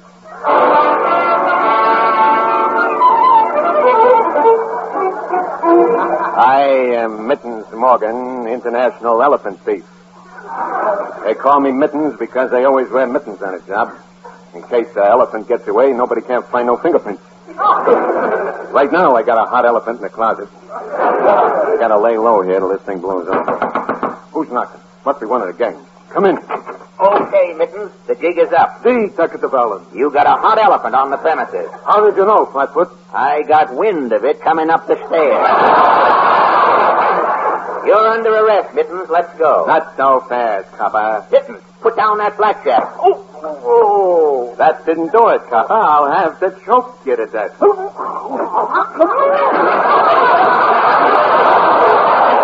That didn't do it either, but this will do it. Mittens, not the gun. Oh, no? Take this. Oh, you got me, Mittens, but you won't get away. Oh, no? I've got 3 FBI men outside. With my last breath, I'll blow my whistle.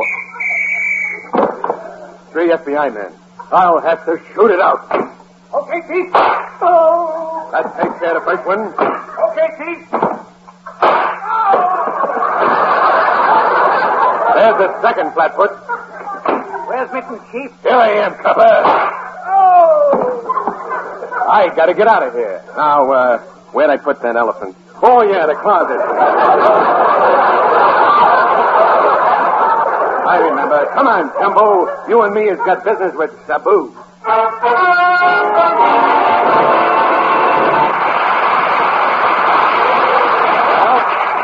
There you are, Fred. I see what you mean, Henry. See, Fred, in radio, a crime program is 90% sound effects. The sound man does all the work. Well, what'll crime programs be like in television? Sound man, he's out. Out, eh? Yeah, the actors will have to really stab each other and shoot each other. Say. The audience will actually see the crime committed. How do you mean? A television show will look something like this. WNBT presents its new television crime feature, Henry Morgan, Big Game Thief. I gave them coppers a slip. They'll never catch Morgan, a big game thief. Who's that? I forgot to lock the door.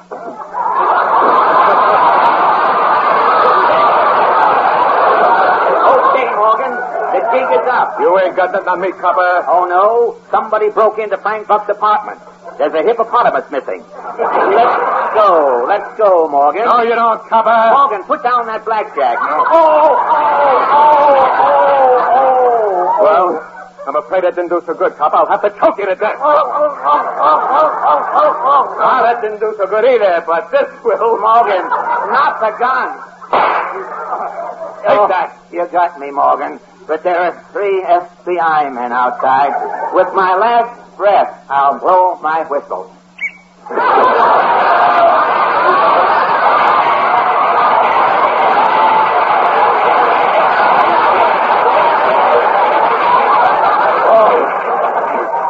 Three FBI men, eh? I'll have to shoot it out with them. That takes care of the first one. You want me, Chief? That's the second one. Oh, that's the end of that. Now I gotta make my getaway.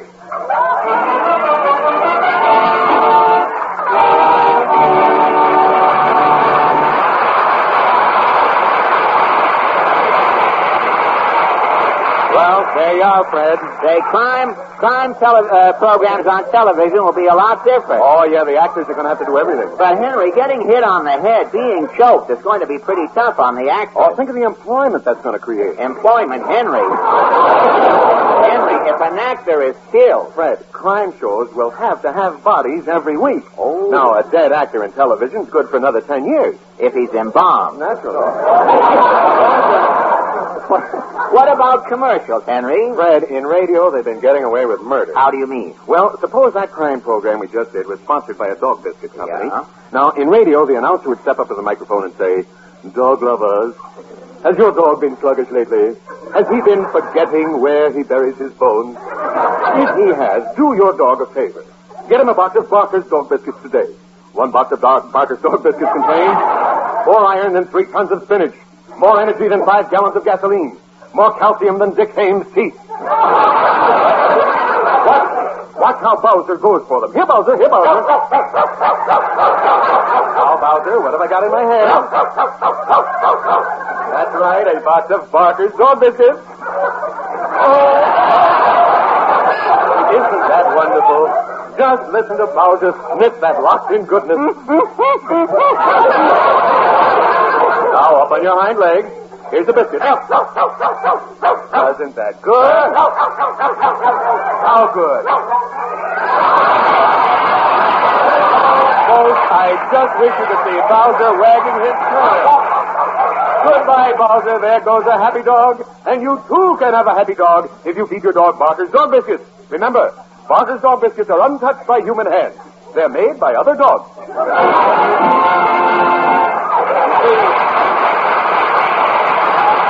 see what I mean about radio commercials, Fred? The radio tells you all about a lot of things that nobody sees. And one of the actors always plays the dog. Sure, but in television, you'll have to get a real dog. A real dog? Sure. When they start the same commercial in television, you'll just see a box on the screen, and then the announcer will say, "Recognize this box, folks. It's Weekhart, the dog food served in leading kennels everywhere. Weekhart, jam-packed full of nutrition. Each box of Weekhart contains more iron than one automobile skid chain.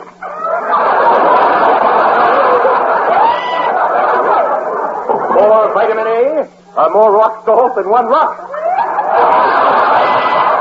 My assistant is demonstrating the rock. Thank you. More vitamin A than one coat hanger. Thank you, assistant. Yes, folks, if you want to have the liveliest dog in the neighborhood, feed him Weekhart.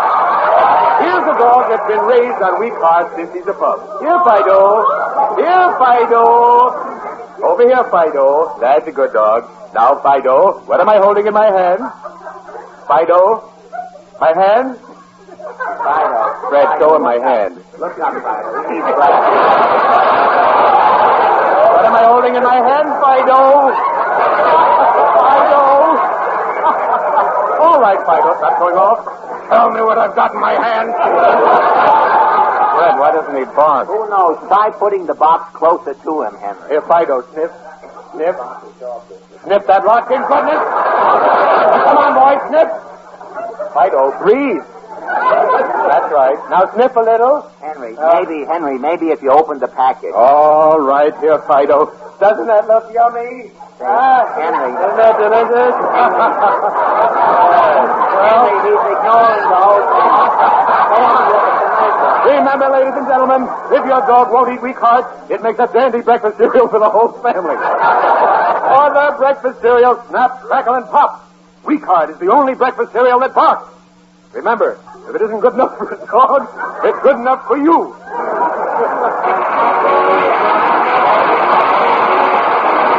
The Fred Allen Show.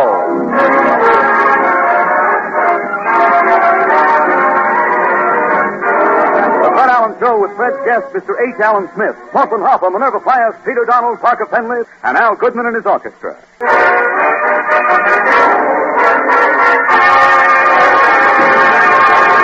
Well, it's Sunday night again, and here comes Fred Allen rolling along in his new Ford to keep his weekly date at the corner of Main Street.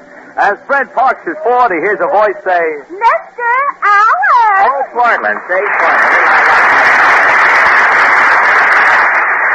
Say, I'm a little late, Portland. Have you been waiting long? No, I just came out of the radio store. Oh.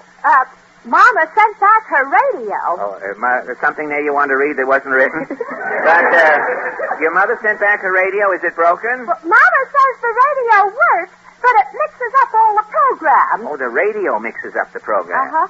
Last Sunday night, Mama turned on the radio. Yeah? When Jack Benny came on, he called himself Horace Height. Incognito, huh? Horace Height, huh? When Edgar Bergen came on, he sounded like Phil Harris. Phil Harris, huh? And when Mama tuned you in, you were the news. Well, I know. I was good then. That was the night for me. That was my night. I was all over. You know, at the moment, radio appears to be in a state of flux. Mama read that your Hooper rating went down. No kidding. That's news to me. I'm still telling the same old jokes. I should have the same old Hooper, I guess. What is the Hooper rating? Well, the Hooper rating is a so-called service that allegedly tells you approximately how many listeners the average radio program theoretically has. Well, how do they do it? Well, there's a little mystery involved there. There are 60 million radio sets in America today, and they say Mr. Hooper makes around 1,500 phone calls. Well, sir, after calling about 1/40,000th of the number of the radio homes, Mr. Hooper tells you down to the first decimal how many people listen to your program. And when he finds out what the 1,500 people listen to, he multiplies it by 40,000? Yes. It's like taking a bite of one roll and telling you how many poppy seeds there are in the entire company. Entire country instead of company. I ad-libbed there, but it didn't help. Where's the I didn't recognize the country in the shape it's in at the present.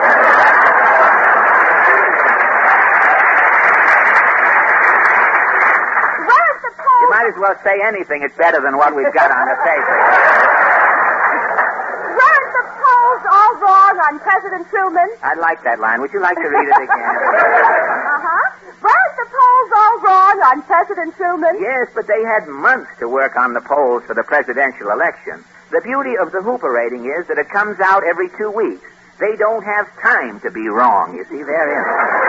Well, enough about the great statistical figment, Portland. I guess I'll get a paper and read some authentic news. Well, I'm coming, too. Sure, come on. Let's take a walk down Main Street. All right. Come on.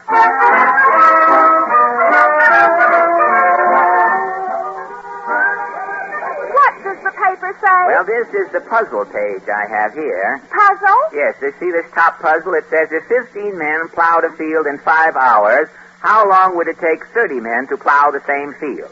They couldn't do it. Why not? Because the 15 men have already plowed the field. Oh, well, I'll write in and explain that to them. They'll probably be glad to hear that. Say, here, look here. On this next page, a book review, The Way to Be Happy by Lawrence Gould. This must be some book, Portland. Look, it tells you how to be happy. Well, what is the best way to be happy? Well, I guess different people have different conceptions of happiness. Now, let's ask a few strangers as we walk along Main Street. This man coming with the dimmer on his shiny blue serge suit. Pardon me, Bud. Claghorn, say Claghorn's the name, son. Senator Claghorn, that is. Well, son. Don't hold me up, son. I'm busier than a man with one eye watching a burlesque show. You're busy? Yeah, I'm going around to Republican neighborhoods explaining the president's message on the State of the Union. Oh, well, what did you think of the president's message? Little old Harry covered everything like a lunch wagon chef in fly time. Well, what about the farmer? Well, us politicians is working close with the farmer. Good. While the farmer's down on the farm raising his crops, yes, the politician is down in Washington raising the farmer's taxes.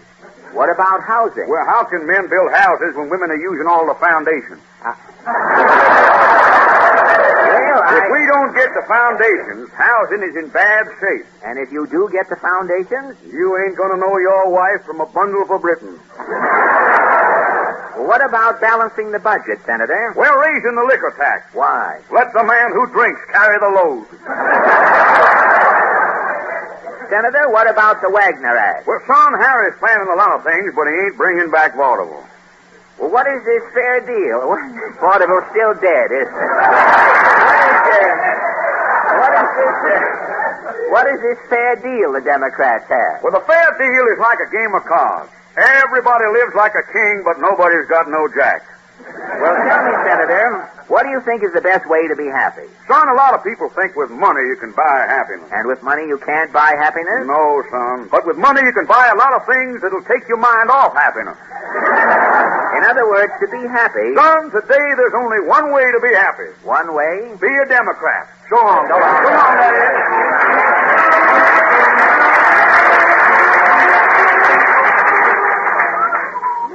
Say, it sure is a nice night to stroll down Main Street, Portland. Look at this sign in the milk bar. Milk bar? It says, fresh milk, we squeeze to please. Say, look who's coming out. The milk business is begun, too. Look who's coming out of the cigar store. Titus Moody. Hi, Mr. Moody. Howdy, Bob.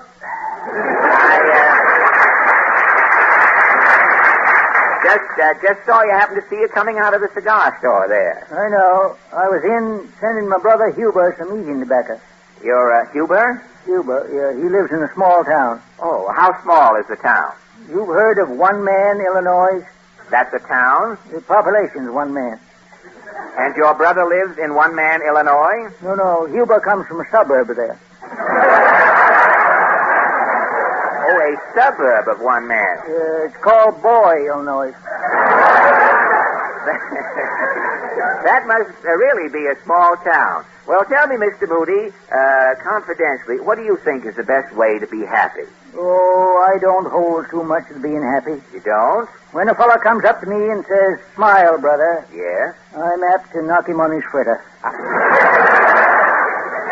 Haven't you ever been happy in your whole life? Why, let's see. Only once.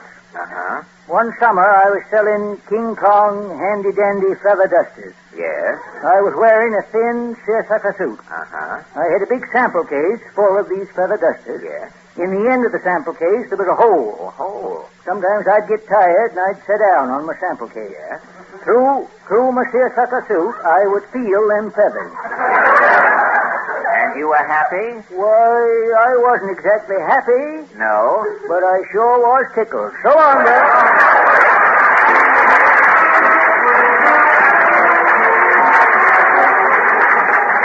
Oh, come on, Portland. What are you stopping for? Don't we know this little lady coming out of the beauty parlor? Oh, we certainly do. Mrs. Nussbaum. So who is from nowhere paging me? Oh, it's you. Yes, I just saw you come out of the beauty parlor there. Did you have a treatment? I'm getting the worst, but it's a waste of time. How do you mean? Well, first I'm getting a henna blitz. Yes? Then it's coming on the face skin lotion with also vanishing sour cream. On the face. Next is patting and lifting the chins. Yeah? Finally, my hair, they're making a crew cut. A crew cut, huh? It's a waste of time. A waste of time? It's still coming out me. I see what you... Well, tell me, Mrs. Nussbaum, what do you think is the best way to be happy? Well, Udall the philosopher is saying, happiness is like heartburn. Yeah? Outside, you couldn't see it, but inside, you are feeling it. Well, that is Udall's definition of happiness. What about you? What do you think is the best way to be happy? Formally, happiness to me is disappearing on the horizon. Oh, really? Always I'm seeking the searching. Where is happiness? Uh-huh. To me, it could be Shangri-La. Shangri-La. And happiness continue to elude you? Until I'm getting married, I'm not realizing what true happiness is. And after you were married, you realized? Happiness I had when I was single. Good night, Mrs. Nussbaum.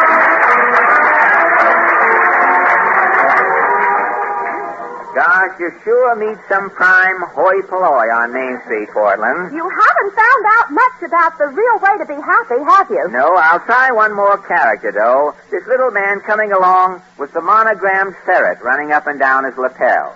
Pardon me, chum. I rejoice, brother. My name is Humphrey Titter.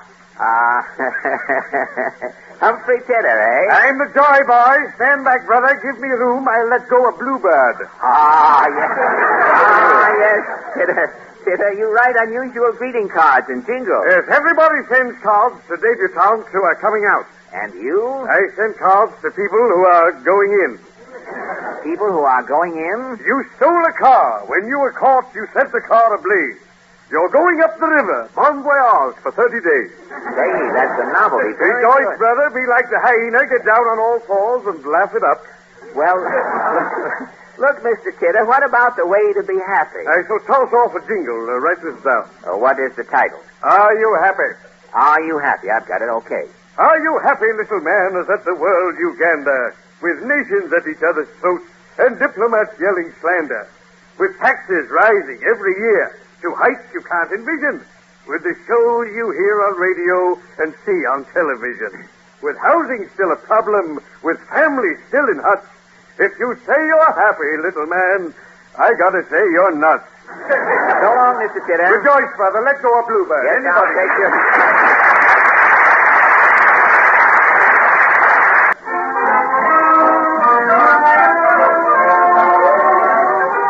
Well, this is my, that paper boy's yelling louder every Sunday, isn't it? This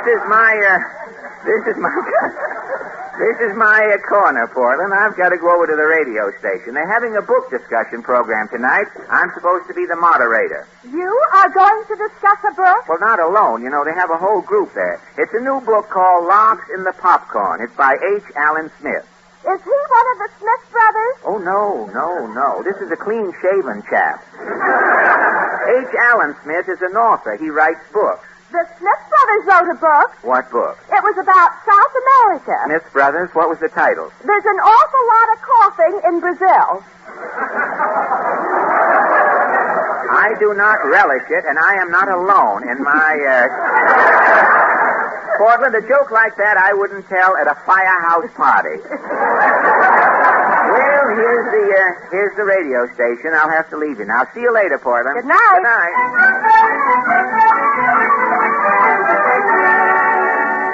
Well, here's the studio, 6-8. Say, I'm just in time. Program's going on the air. Presenting The Author Meets His Match.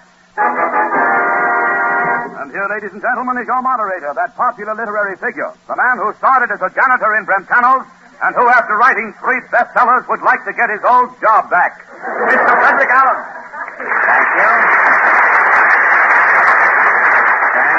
Thank you, and good evening, fellow bookworms. Tonight, in addition to being broadcast from coast to coast, for the first time in its history, our program is standing by and will be televised if the ice melts during the hockey game. The book up for discussion this evening is Locked in the Popcorn, written by H. Allen Smith and published by Doubleday. We have a brilliant panel assembled. Now I'm going to ask the critics to introduce themselves. First, I am Dr. Wolfgang Holstein.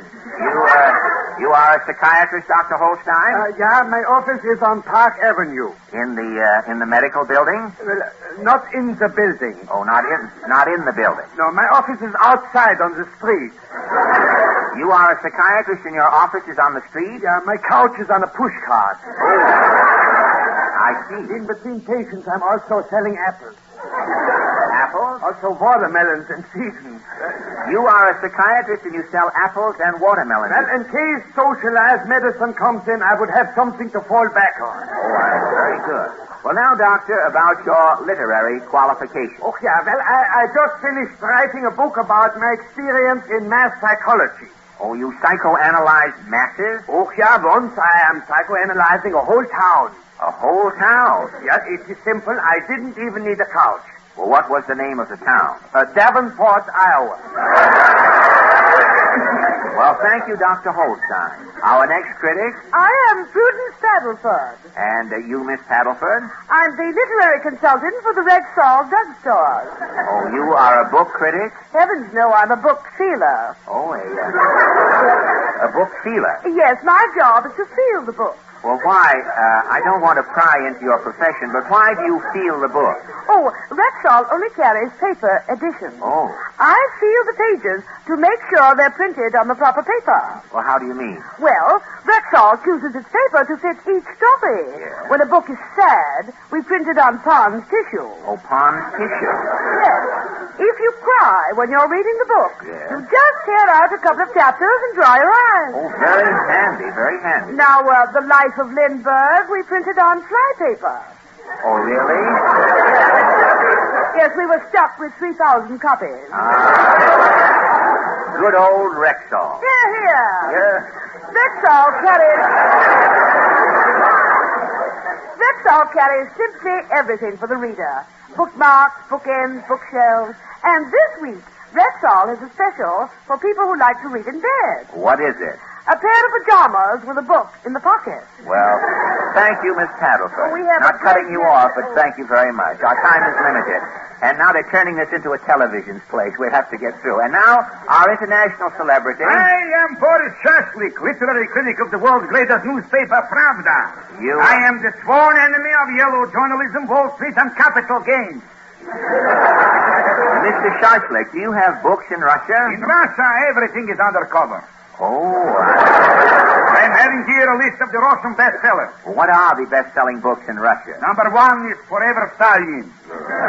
Number 2 is How to Stop Democracy and Start Living. Good. Which is written by Dale Carnegie. Dale Carnegie. He's also writing How to Win Friends and Influence Peasants. Does everyone in Russia read? Everybody's a member of the Book of the Month Club. Oh, they have a Russian Book of the Month Club? Every month is the same book. What book? Karl Marx. Oh, Readers of the World Unite. Now, please, no demonstrations, please, Boris. You bore me. Well, thank you, Mr. Shashlik. And now, ladies and gentlemen, our distinguished author of the evening. I am H. Allen Smith.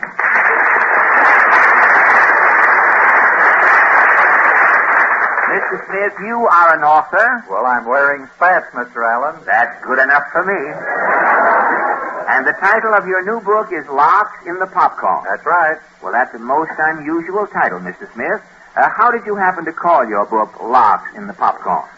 Well, Mr. Allen, the only way an author can make any money today is by selling his book to the movies. That's right. And to make sure the movies would buy my book, yes, I put popcorn in the title. Oh, I see. And to help the popcorn sale, I'm writing another book. Another book? Yeah, it's called Tomorrow Will Be Butter. Well, the book we're discussing this evening, Larks in the Popcorn, what is this book about?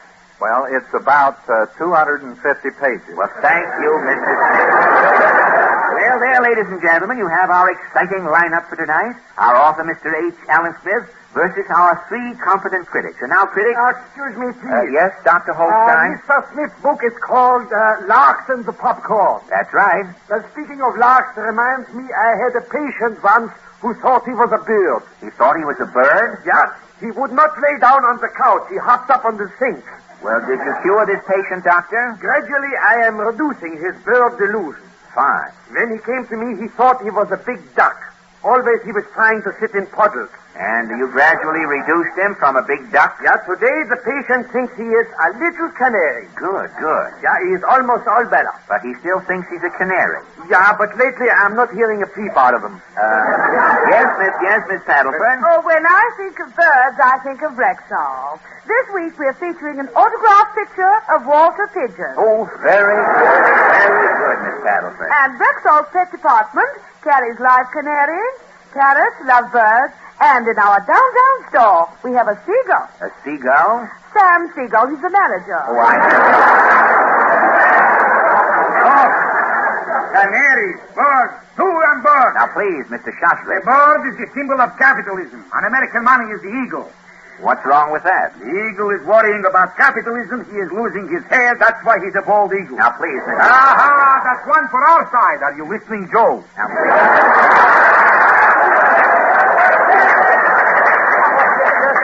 Interesting. I had a patient once who was as bold as a pumpkin. Pumpkin. Both in your hinting I am a spy. No, who is saying anything? You never say anything. Just a minute.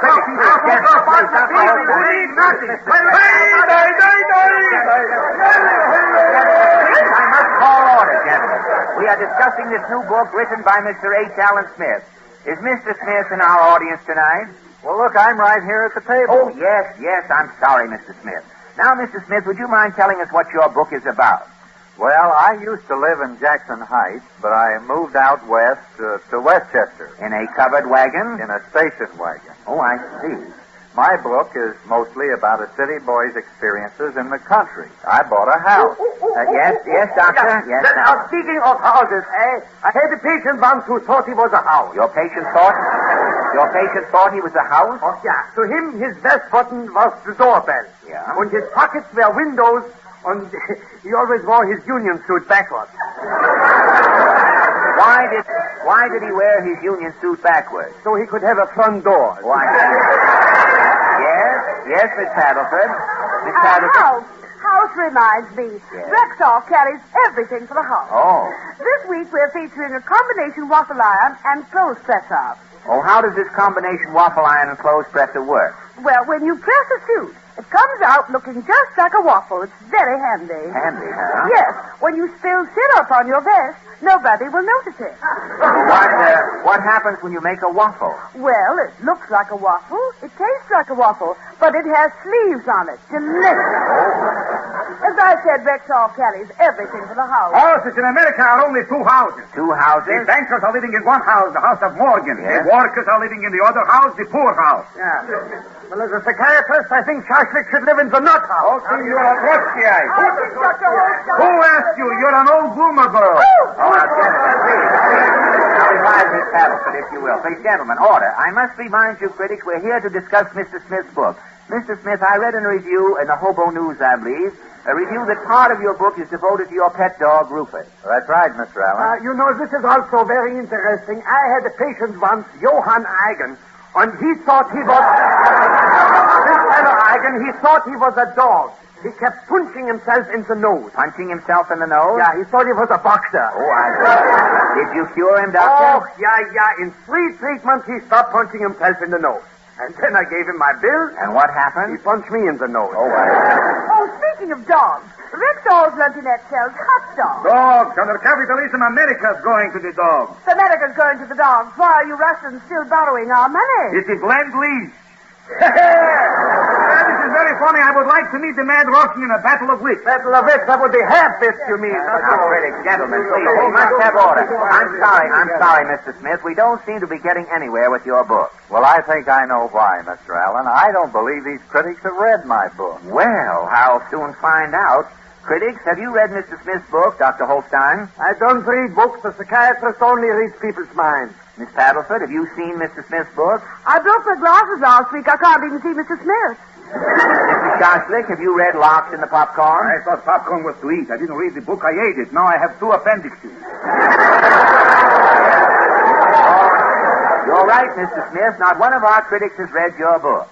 Well, then there's only one thing to do, Mr. Allen. What's that? I'll read my book to the critics. Good. I just happen to have a copy right here in my pocket, and here we go. Chapter 1. In all the pages of history, there has never been a more eventful year than 1945. Mighty event followed upon mighty event, and there was enough excitement crammed into that single year to last a century.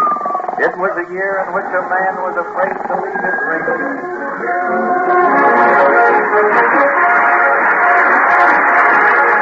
The Fred Allen Show.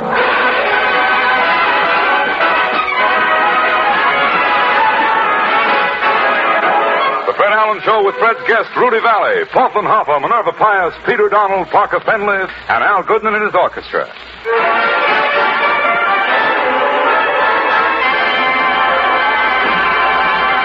Well, here it is Sunday night again, and here comes Fred Allen rolling along in his new Ford to keep his weekly date at the corner of Main Street.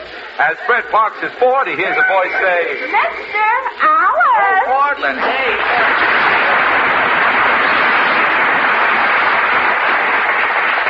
I'm a little late again, Portland. Have you been waiting long? No, I was looking at that big movie sign across the street. What sign? It says, The Lucky Stiff, produced by Jack Benny. The Lucky Stiff? Uh-huh. It's a new picture.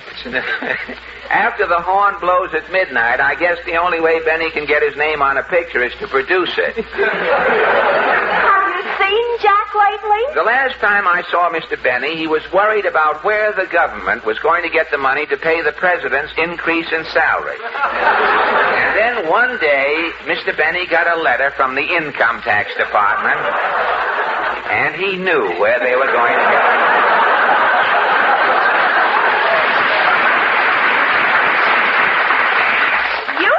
Jack? Today he is better known as No Jack Benny. You better be careful. Jack will get even with you. Oh, get even with. Benny isn't allowed to mention my name anymore, you know. He has to tell jokes about Sam Spade now. But always remember, NBC is still the top network, Portland. That other outfit is the Snug Harbor of radio.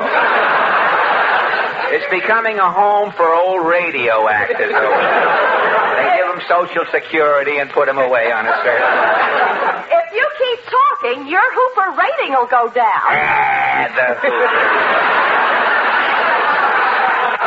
Hooper rating. You know what President Truman said after the election. What? President Truman said, I wouldn't leave another poll if I saw it in front of a barber shop. Figure out the Hooper rating. Well, nobody really knows, Portland. There's a lot of people in rocking chairs, I understand, who do it. The way Hooper works it, he can look in a pet shop window and tell you how many wags there are in a dog's tail. That's the system he uses. But enough about the indefinite. I think I'll get a paper, Portland. Let's take a walk down Main Street. Swell idea. Let's get going.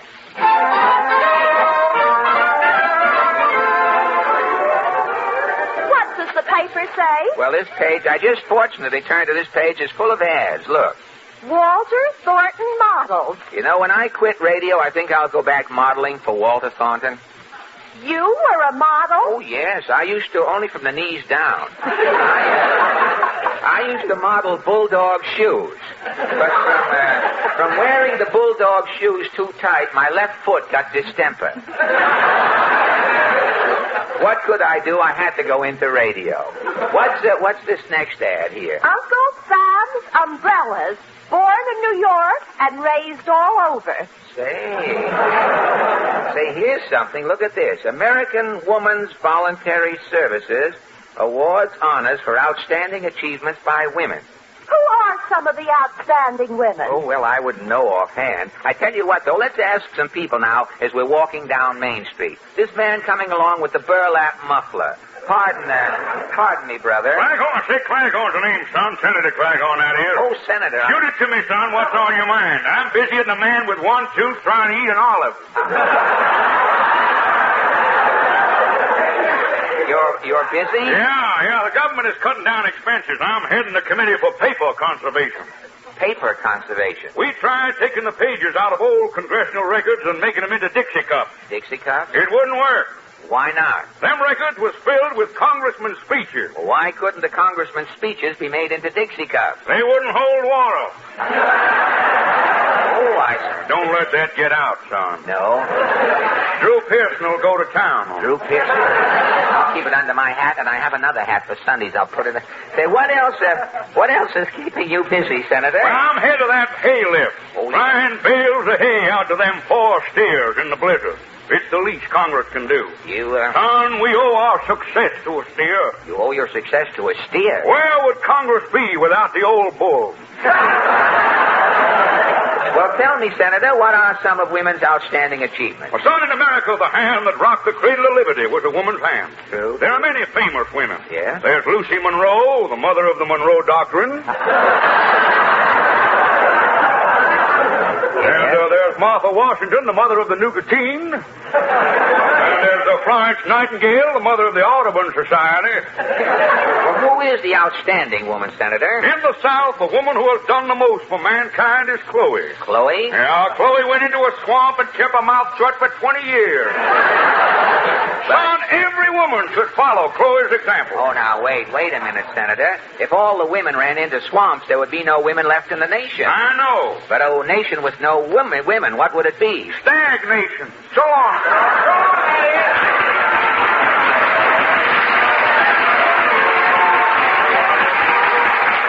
Well, come on, Portland. What are you looking at? The sign in the liquor store. What sign? These 2 men drinking brandy. Brandy? It says, which twin has the pony? Oh, that has to be the last of the pony. Say, look who's coming across the street. Titus Moody. Hi, Mr. Moody. Howdy, Bob. Say, are your eyes bloodshot? No. Well, they say they look all red. I know. For breakfast, I had a mess of beans. Uh-huh. I was eating the beans with a short knife. A short knife, eh? Bending over the plate to load up the knife. Yes? My glasses fell off into the ketchup. Oh, then your eyes aren't bloodshot. No, it's ketchup on the glasses. Oh, I see. Oh, look, one of your eyes has a brown pupil. Oh, that's a bean. It's stuck on my eyelid. Cast it out. Yes. Oh, if it ain't one thing with me, it ain't long before it will be. I assume that you've got trouble? Yes, I just sent back my mail order catalog. Oh, really? I'm finished doing business through the mail. Why? If I'm getting a rook in, I'm getting my rook in face to face. Why are you so bitter about the mail? Well, last spring, Miss Moody, she sent away for a bottle of Scalp King hair tonic and a bottle of Presto lawn stimulator. Uh-huh. Well, the mail order house sent 2-gallon jugs with no labels on them. Well, she didn't know which jug was the hair tonic and which was the lawn stimulator? That's right. But Miss Moody, she took a guess. Uh-huh. She rubbed one jug on her scalp. Yes. And the other jug she sprayed on the front lawn. What happened? Today, Miss Moody has grass sideburns. And? Our whole front lawn is a blonde pompadour. Well, Titus, what do you think? If you get any dandruff on your lawn, let me know. I've got something that's good for that. Titus, what do you think about women's achievements? Why, speaking of females, calls to mind the greatest martyr that the world has ever known. Ah, yes, the greatest martyr. You mean Joan of Arc? I mean Elsie the cow. Elsie the cow is a martyr? Down through the years, she's not only stood for a lot more than most people. Yeah? But Elsie's had more things pulled on her.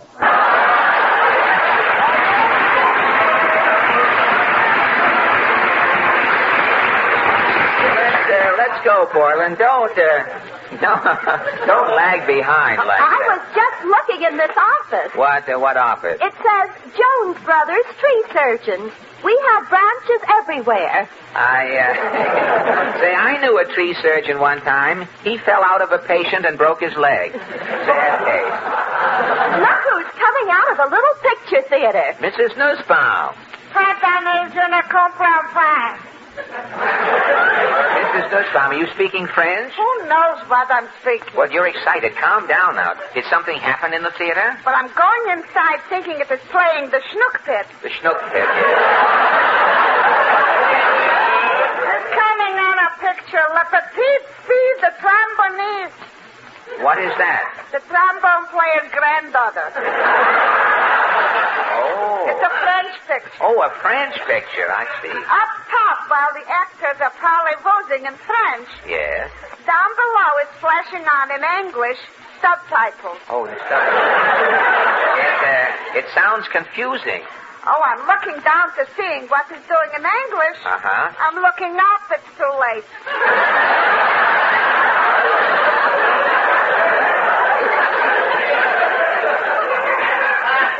It's too late? Yes, in France, they are finished doing it. Oh,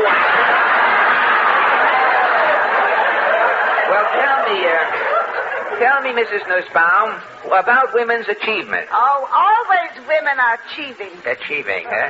Can you name a few outstanding women? Well, quickly, I'm calling to mind Babette Gittelman. Well, who is Babette Gittelman? Babette Gittelman is the first woman at Miami to use for reading on the beach a smoked magnifying glass. Good. And Trudy Boykowitz. Another famous woman? The first woman in Far Rockaway to switch from seltzer to plain water. And Ming Toy Rappaport.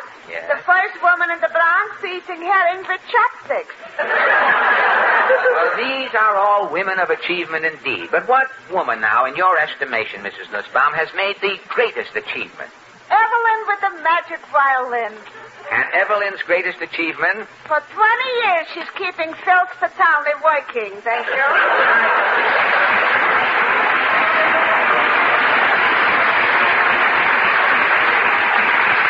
Portland, you know, walking down Main Street at night is like taking a shortcut through a psychopathic ward. You haven't found out much about women's achievement. I sure haven't. Well, I'll try one more character for luck. This little man coming along with the green cutaway coat and the high hat. Hey, chum. You don't get your hands up for your dick.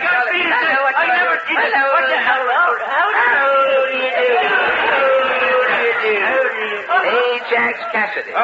Stand back, me boy, and admire a well-dressed man. Ajax, I must say that you are a Beau Brummel. Nolan the Undertaker just paid me the finest compliment of the day. Nolan the Undertaker? Nolan says, Cassidy, if you drop dead in front of me funeral parlor, I could lay you in a casket just the way you are. They wouldn't have to touch a hand to you. Well, that's some compliment. Yep. He says the embalming fluid would give you some color, but outside of that, I have no suggestion. Well, tell me, Ajax, why are you dressed up? Oh, you don't know. I was invited to the dedication. What dedication? The mayor dedicated a sewer over in Queens. A sewer? Oh, me boy, what a sight it was. The mayor in his full-dress suit and his white hip boots, yes, standing there in mock-up to his fraternity pin.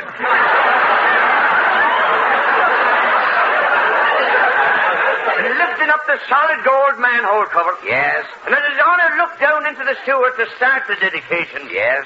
The Department of Sanitation band started playing These Foolish Things Remind Me of You. Well, I hate to cut this short, Ajax, but our question tonight is about women and their achievement. Show me, boy. Today there's only one great woman. Uh-huh. She appeals to every man. Yes? She makes a man lose his head entirely. Uh-huh. Many a man has fallen for her. She appeals to every man. She makes men lose their heads. Men fall for her. Who is this woman? Miss Rheingold. Goodbye to you, boy. So long, Ajax.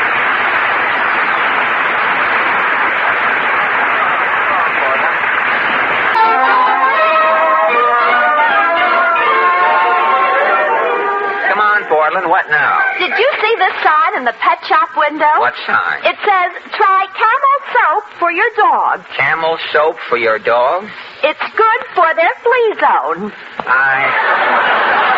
Hey, it sure is nice out tonight, Portland. Let's go back and get my Ford. We'll take a ride. Oh, I have to buy Mama a new veil. What's wrong with your mother's old veil? This morning, she forgot she had her veil on, and Mama popped her bubble gum. Popped the bubble. You know, I know a psychiatrist who gives credit if your mother's interested. I have to turn at this corner. Okay, put your hand out before I say, see you later, Portland. Good night. Good night. Well, I think I'll buy a magazine and go on home. I'll have something to read while I'm listening to Jack Eigen.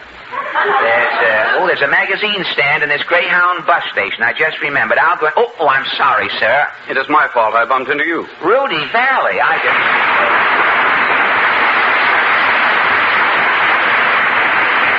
Rudy, what are you doing in a Greyhound bus station? Meeting someone? No, Fred. I just bought my ticket back to California. Rudy, you traveling across the country by bus? Bus travel is wonderful, Fred. You ride in comfort, you see the country, you meet interesting people, and incidentally, you save $27.18. But, Rudy... Frankly, Fred, it's not the money. I ride the bus as a matter of loyalty. Loyalty? Along the road, I eat at Howard Johnson's stand. And this is loyalty? Howard Johnson is a Yale man. Oh, the table's down at Howard's, to the food we loves the will. Please. I'm sorry, Fred. Thinking of Yale, I was carried away. Well, Rudy, how come you're going back to California? You're a big hit at the Latin Quarter. You're still there, aren't you? Yeah, 3 more days, Fred. Uh-huh. Confidentially, Fred, I'm a teeny-weeny bit disappointed in the Latin Quarter. Disappointed? How? Well, I've been at the Latin Quarter 3 weeks. I've spoken to several people in Latin. Not one of them could answer me. You enjoy talking Latin? Occasionally, I like to sit around and chew the fat in Latin. Chew the fat in Latin. Well, Rudy, just because nobody in New York speaks Latin, that's no reason for you to rush back to California. But, Fred, I'm anxious to get back to my life of retirement in Hollywood. Rudy, you, Mr. Show Business himself, retired? How do you spend your time? Fred, if everyone lived the life I live, communism wouldn't have a leg to stand on. Really? What is your routine out there in Hollywood? Every morning, promptly at 7 o'clock, I rise from my gold Murphy bed and pinch myself to see if I'm awake. You have to pinch yourself to see if you're awake? Yes. With my eyes, it's hard to tell when they're open. Well, once you see you're awake... I take a brisk shower, slip on my play suit, and dash out to the yard. Yes? Stepping behind a herd of gazelles, I enter the bank. You have a bank in your yard? The Bank of America built my own branch. Oh. They wanted to be near me. Oh, I see. I used to keep my deposits in their Hollywood branch, but my money started bulging the end of the bank. Children riding by on bicycles had to make a wide swerve. It was getting dangerous. Well, tell me, what happens when you get into your bank? I wet my finger and start counting my money. Well, how long does it take to count your money? Well, if it's a nice day, I don't hurry. Soft stimulating, you see. I generally count until it's time for lunch. I see. Then I dry my finger, ring for my houseboy. And he serves lunch? He pulls a branch of an avocado tree in through the window, and I eat my fill. You eat lunch in the bank? Oh, yes. It's economical. I save money on napkins. Well, how do you wipe off your mouth? Generally on a $20 bill. Oh, or if I'm unusually sloppy, I use 2 10s. 2 10s.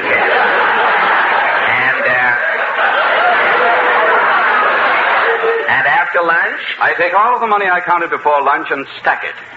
This takes all afternoon? till the sun goes down. As soon as it gets too dark to see my money, I quit.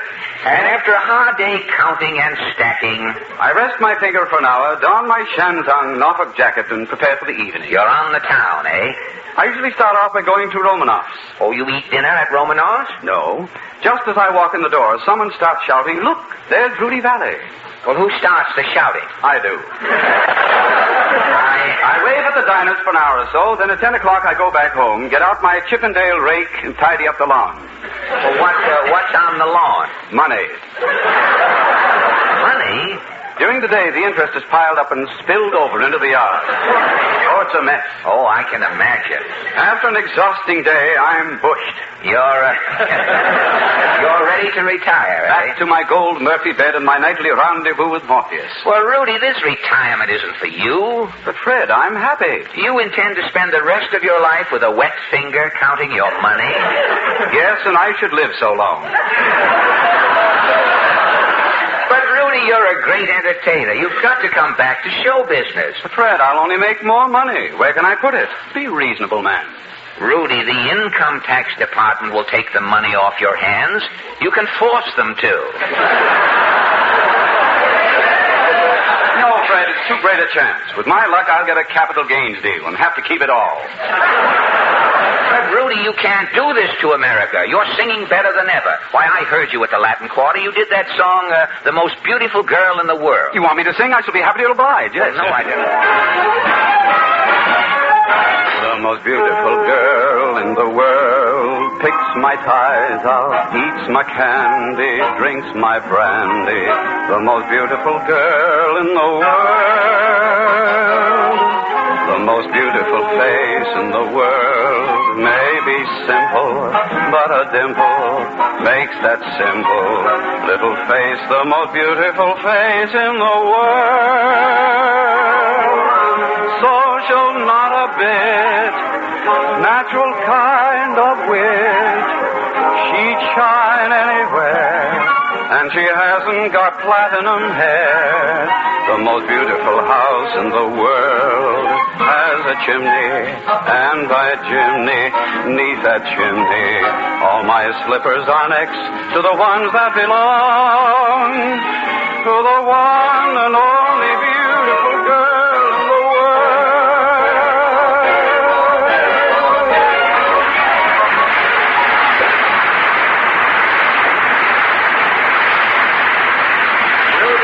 Rudy, that was great. Well, thank you, Fred. Rudy, listen to me, and you'll be bigger than you ever were. I'm going to get you into television. But television is only here in the East. It's spreading, Rudy. Television now goes all the way to St. Louis. This year they're going to sell over 2 million television sets. Who makes these television sets? RCA. RCA? Get into television, Rudy. You owe it to your public. And I owe it to myself. Yourself? I own 300 shares of RCA stock. Then you will go into television? I may have to get another rake for my lawn, but I'll do it. Good. Come on, Rudy. You and I are going over to see my television agent. He's just down the block. Let's go.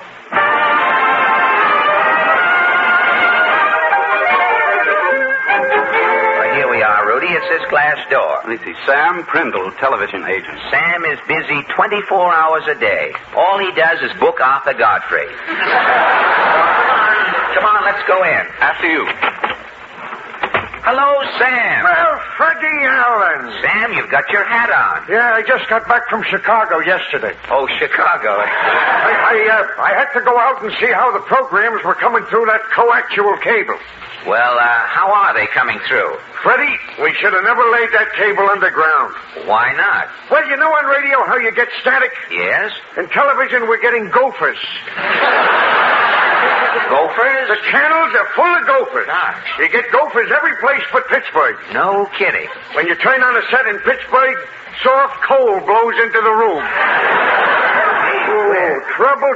Well, Sam, good news. Your troubles are over. Meet Rudy Valley. I hope, Sam. What's this? Rudy's a singer. A singer? There's too many singers screeching on television already. But, Sam... People looking at television see more tonsils in 1 week than the Mayo brothers do in a year. You don't have to worry about my tonsils, Mr. Prindle. I don't sing through my mouth. No, Rudy sings through his nose.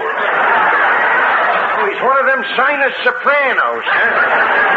Yes, I can sing duets. 2 different songs, one out of each nostril. If this guy had 2 noses, he'd be a quartet. I'm no ordinary singer, Mr. Prindle. I'm a Yale man. Yeah, well, television don't need no locksmiths. It needs entertainment. Wait a minute, Sam. Rudy here is a great dialectician. A dialectician? Rudy, give him a little Irish, Rudy. All right, Fred. You ever be going to be that Patricia? There you are, Sam. How was that for Irish? Freddie, this guy ain't no Ajax Cassidy. Sam, Rudy was just warming up. Rudy, how about a little scotch? All right, Fred. It's a brav ich moeilijk niks en ik goed man. Well, Sam? Freddie, let's step into the closet where this guy can't hear us. Now, Sam, before you blow what's left of your top, Rudy here is a ventriloquist. A ventriloquist? You've heard of Tommy Riggs and Betty Lou? Listen to this. All right, Rudy. Little Willie from the mirror lit the mercury off, thinking in his childish error it would cure his cold and cough.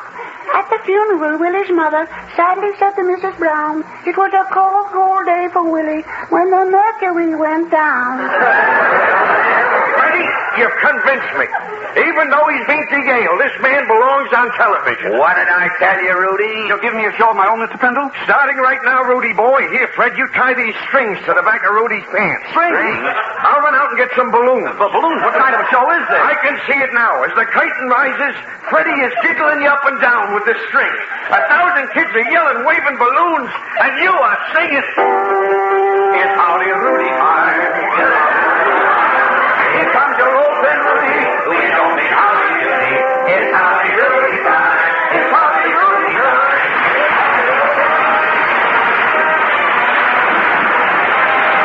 The Fred Allen Show.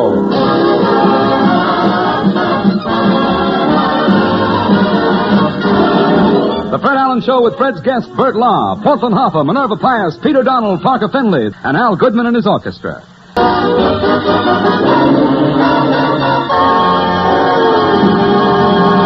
Well, it's Sunday night again, and here comes Fred Allen, driving up in his new Ford to keep his weekly date at the corner of Main Street. As Fred steps out of his Ford, he hears a voice say, Mr. Allen! Oh, Portland, gee whiz. I was held up in traffic, Portland. I guess I'm a little late, or didn't you notice? Oh, I've been reading this magazine. Oh, the Cosmopolitan. Mm-hmm. There's a story about your program. Well, I know. The fellow who wrote that, Joe McCarthy, hung around with us for a whole week. He tells how you work with the writers, how you make up the jokes, how you put the program on the radio. Uh-huh. Mama says the story only leaves out one thing. What one thing? It tells how you do it, but it doesn't tell why you do it. Well, millions of people who own radio sets are asking the same question, Portland. Mama says radio is disappearing. Radio is disappearing? On account of television. Oh, that's ridiculous. Well, Mama says since she got her television set, she hasn't turned on a radio. Why not? Mama says after looking at television, her eyes are so blurred, she can't find the radio to turn it on. Oh, I think that's happening all over. But speaking of television, there was a rumor around that Milton Berle wasn't on this last week. 100 saloons closed down. Milton Berle had virus X. X? He can't spell pneumonia, hey? He must have been pretty sick. Well, I don't know how a germ can even get at Berle. He has enough mold on his jokes to make his own penicillin.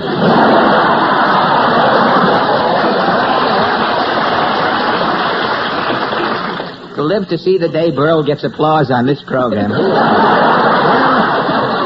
It must have been a recording someone sneaked in. Well, what's new this week, Portland? Grover Whalen says that the city of New York should advertise itself. You mean like on the radio with jingles? Yes. I wrote a poem about New York. No kidding. How does the poem go? New York's the greatest city. By 2 rivers it is bound. It has the highest buildings and 3 subways underground. It has more theaters, shops, and stores, 1 million worthwhile sights.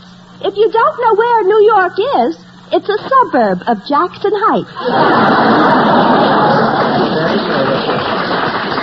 Well, before Grover Whalen closes in on the two of us and beats us to death with a gardenia for it, I think I'll go along and get the paper. Let's take a walk down Main Street. All right, let's go.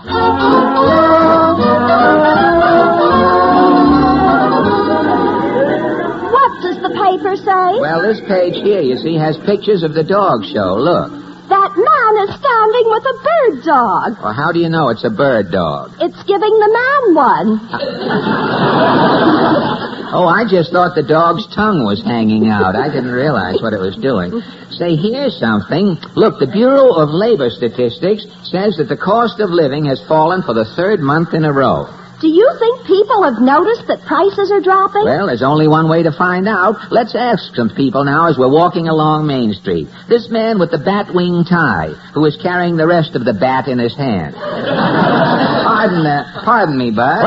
Claghorn's the name, son. Senator Claghorn out here. Well, don't hold me up, son. What's on your mind? I'm busier than a fly trying to float in a glass of Alka-Seltzer.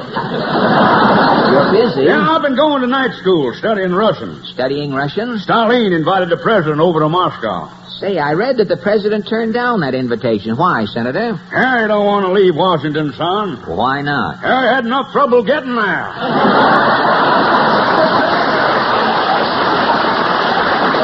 Well, tell me, why did Stalin invite the president to Russia? The Republicans say Stalin wants to congratulate Harry.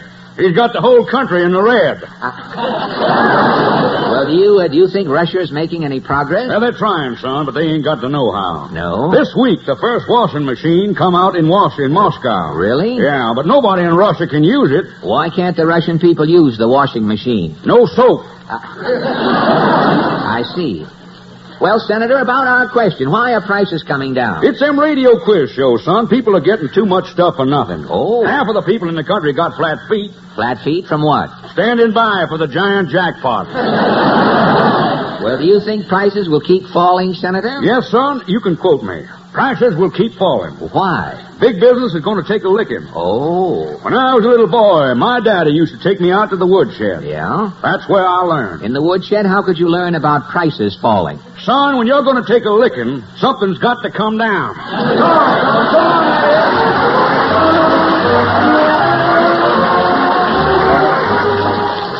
Say, Portland, look across. Look at that crowd outside of Carnegie Hall. Oh, Mama had tickets for tonight, but she isn't going. Well, why not? The ad said, for the entire evening, Horowitz will be at the Baldwin. At the Baldwin, huh? Mama said, why should she pay to see some man sitting all night with an apple? Yes, better he should be there with his Macintosh in case it rained later. Hey, look who just turned the corner. Titus Moody. Hi, Mr. Moody. Howdy, Bob. Mr. Moody, you are as white as a sheet. I'm whiter than most sheets.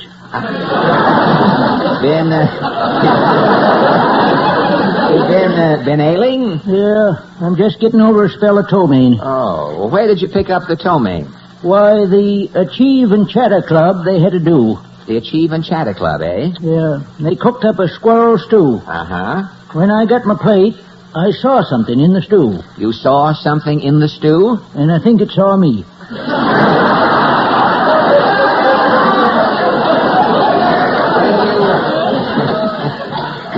When you finished eating the squirrel stew? It felt like the squirrel come to life and was burying things in my stomach.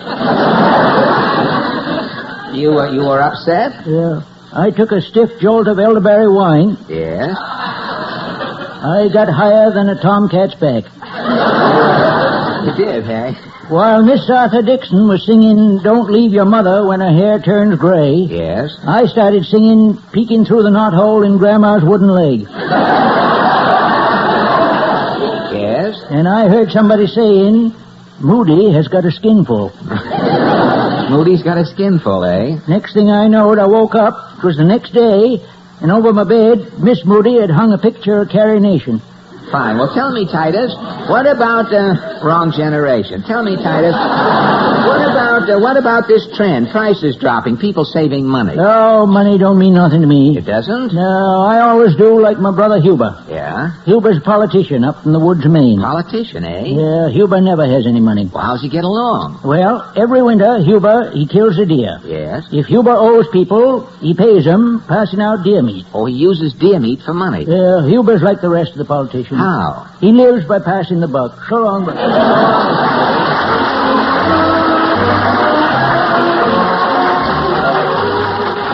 Well, let's walk faster, Portland. I think it's getting colder out. Look who just came out of the Capitol Theater. Mrs. Nussbaum. Say, which way is a drugstore? A drugstore? I'm needing an aspirin. Why do you need an aspirin? There is no escaping. Well, Mrs. Nussbaum. Slowly, I'm going crazy. What's wrong? Every morning, I'm turning on my radio. Yes? It's coming on Arthur Godfrey. Arthur Godfrey? At night, I'm turning on my television set. Yes? It's coming on Arthur Godfrey.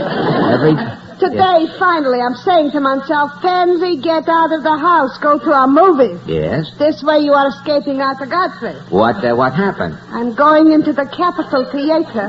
The Capitol Theater? I'm sitting nicely in a seat, shucking mine Hershey bar.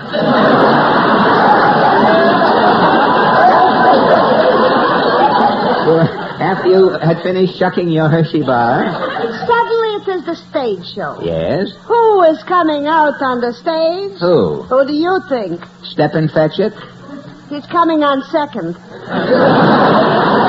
Well, who came on first? Arthur Godfrey. Now, wait a minute. Enough with Godfrey, Mrs. Nussbaum. Tell me, have you noticed that prices are lower? On account of low prices, mine husband Pierre is getting Virus Max. Virus Max, eh? Well, how do you mean on account of low prices? Well, Pierre is running a fur business. Yes? Monday, Pierre is having a markdown sale. Markdown, huh? Tuesday, he's cutting the markdown prices. Yes? Wednesday, he is slashing the cut prices. Oh. Thursday, Pierre is selling furs all day outside on the sidewalk. Yes? Well, it's raining and Pierre is catching the Virus Max. But what was Pierre doing selling furs outside on the sidewalk? Prices finally is so low. Yes? Pierre is ashamed to be seen in the store. Oh, I see. Good night, Mrs. Nussbaum.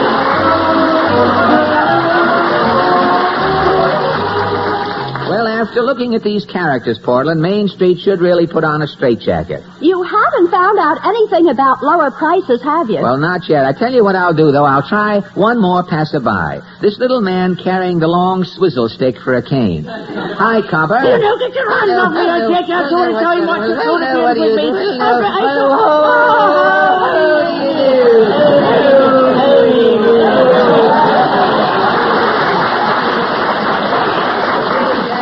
Ajax Double Voice Cassidy. It isn't Doodles Weaver, me boy.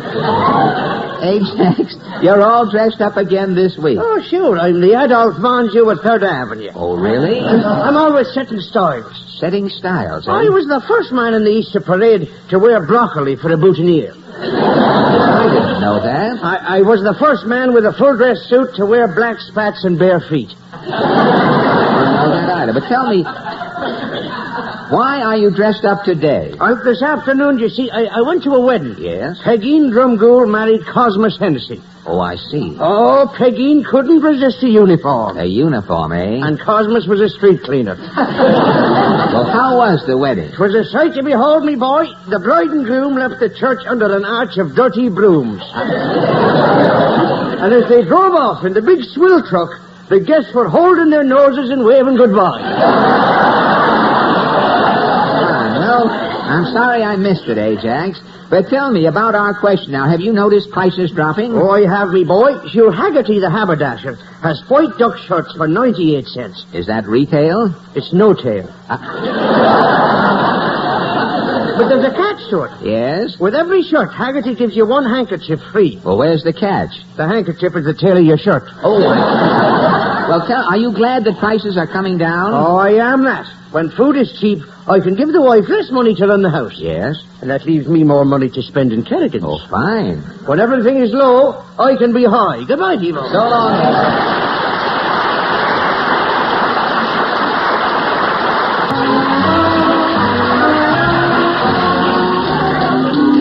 Say, Hey, Portland, I'll have to hurry along. I'm due over at the rehearsal hall. I'm auditioning acts tonight for a big review. A review? It's for television. Last week, Admiral put on a whole Broadway review with Sid Caesar. It was a sensation. Who's going to be in your review? Well, I don't know yet. I put this ad in the paper. What ad? I have it right here, you see? It says, wanted for new television review. Singers, dancers, and old vaudeville acts. Get into television now before it turns back into radio again. Well, Portland, I have to get over to the rehearsal hall. I'll see you later. Good night. Good night, Portland.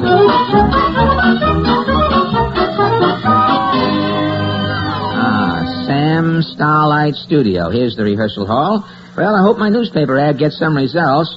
I'll go in and see what's cooking here. Wonder where the manager is. Hey, Sam. Yeah. Hi, Mr. Allen. Behind the scenery. Didn't see you. Hello, Sam. Have any acts shown up for my audition? Well, Herman the Human Fly was here. Herman the Human Fly? Yeah. He said he couldn't wait no longer. He sat around on the ceiling for a while and left. Too bad, I may be able to use a human fly. Yeah, well, Herman said he'd give you a buzz later. Oh, good. Well, has anyone else, Pardon me, is Fred Allen here? Bert Lahr.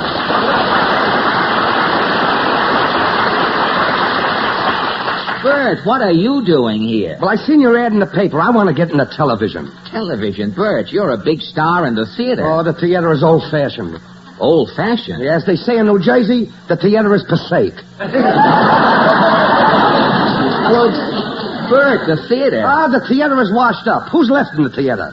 Lutton Fontaine, Cornell and Princeton. Well, I'm getting into television before it's too late. Well, Bert, wait a minute. Now, you're on the road with that hit show, Make Mine Manhattan. Oh, don't mention the road to me. What's wrong with the road? I'm in Philadelphia now. Have you ever spent a Sunday in Philadelphia? No. Well, I was walking around Philadelphia this morning. It felt like it was Resurrection Day, and I was the first one up.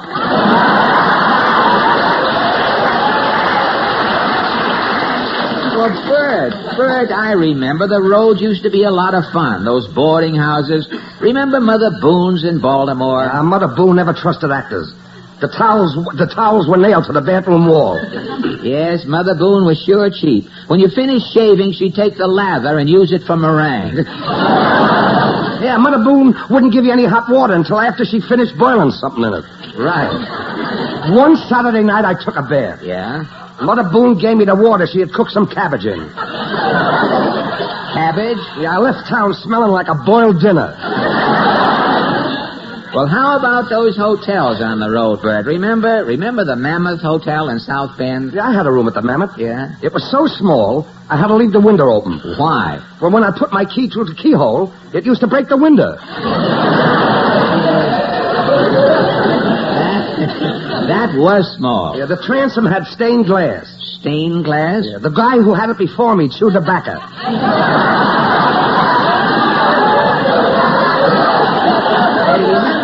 Remember the house detective at the Mammoth? Boy, was he cross-eyed. His eyes lapped over. He was the only house detective I ever knew who could look through a keyhole with both eyes. Hotels today are murder. Well, it's still fun traveling around on trains. Yeah, but today you can't get reservations. I had to go up to Boston on a cattle train. You rode on a cattle train? Yeah, the other passengers were nothing but cows. When I saw the conductor coming through the train with a pail, I got off at New Haven. No kidding. Fred, I gotta get into television. Well, Bert, my show is going to be a Broadway review. I've got to get some vaudeville acts. Well, I can get you all the acts you want, Fred. Some good acts, really? Yeah, remember Sloan and the Singing Rats? Say, whatever happened to Sloan? Well, I met him last week in Philadelphia.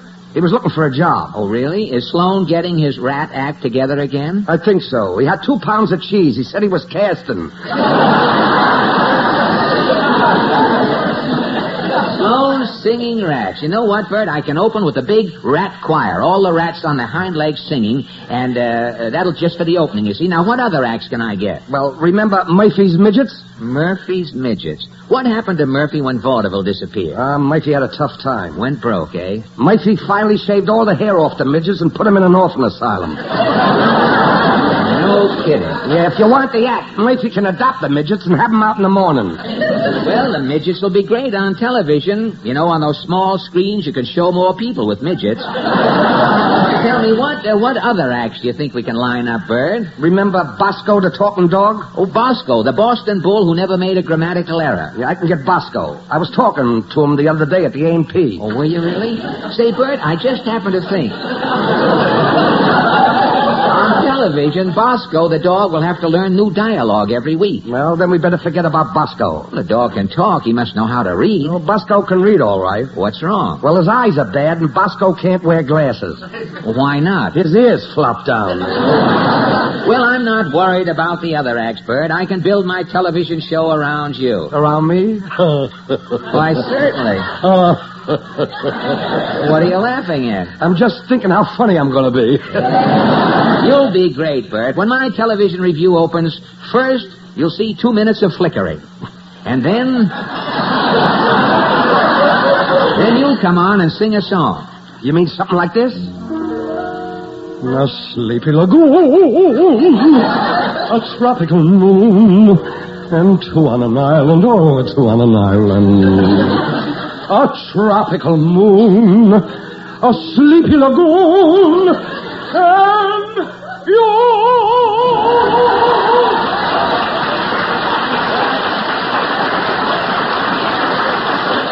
Bert, that is great. I tell you what we'll do. We'll open the review with Sleepy Lagoon. I'll have Sloane's Singing Rats grouped behind you with canoe paddles, humming the obligata. Now, that's the opening. What can we do next? Well, how about a short play? What kind of a play? Well, Fred, I got an English drawing room sketch that makes Noel Coward sound like Jack Eigen. You mean it's sophisticated? My characters not only drop their H's, after they drop them, they step on them. Say, this is what television needs, Bert. What's the name of your play? Amnesia. Amnesia? Yeah, the play opens with a short overture.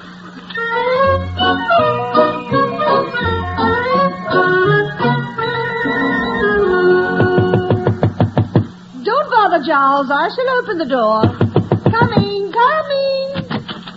Lady Gwendolen. Sir Stafford, what a ripping surprise. I was just popping by, Lady Gwendolen. Thought I'd return this to you. My riding crop. You dropped your crop at the last week. I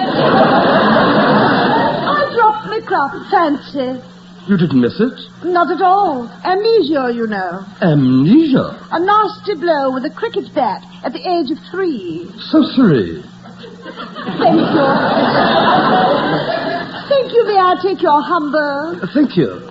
I say, Lady Gwendolen, you're hanging my hat on the nozzle of that teapot. I thought it was the whole tree. I forgot. Amnesia, you know. Oh, Lady Gwendolen, dash it all. I've fallen madly in love with you. Medley? Medley. It was the day of the hunt. The way you jumped over that 9-foot hedge. What made you watch me? You had forgotten your horse. Amnesia, you know. Lady Gwendolen, I kiss your hand. Sir Stafford, you're going above the knuckle. Sorry, you have short fingers. Lady Gwendolen, will you marry me? But I hardly know you, Sir Stafford. Your position? My position. I have a townhouse in London, a castle in Stafford, and my country seat is the biggest in all Devonshire. Your seat? It's so big, part of it is outside of Devonshire. Marry me, Lady Gwendolen. Oh, Sir Stafford. Lady Gwendolen. Cheerio, everyone. Ridgey, old top, you're just in time to congratulate us. Oh, I see. Congratulate you. Sir Stafford and I are getting married. Married? But Gwendolen, you're married to me. Oh, sorry, Sir Stafford. I can't marry you. Lady Gwendolen, how could you forget you had a husband? Amnesia, you know.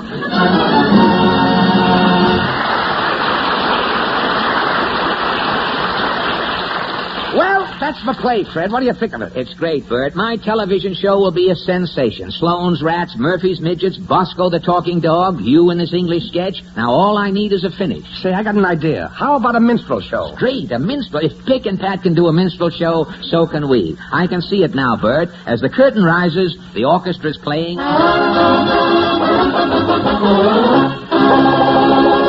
Gentlemen, be seated.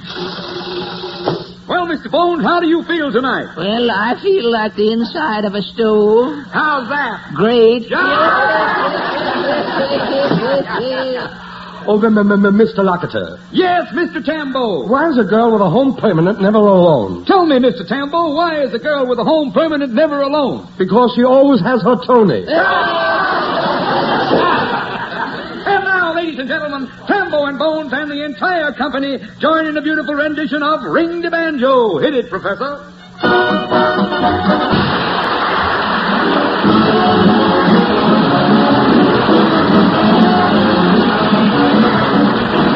The Fred Allen Show.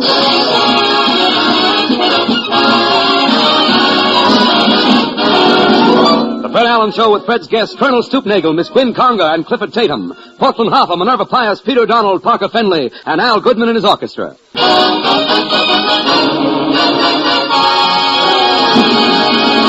Say it must be Sunday night again. Here comes Fred Allen in his new Ford on his way to keep his weekly date at the corner of Main Street. As Fred steps out of his Ford, he hears a voice say, Mr. Allen! Portland.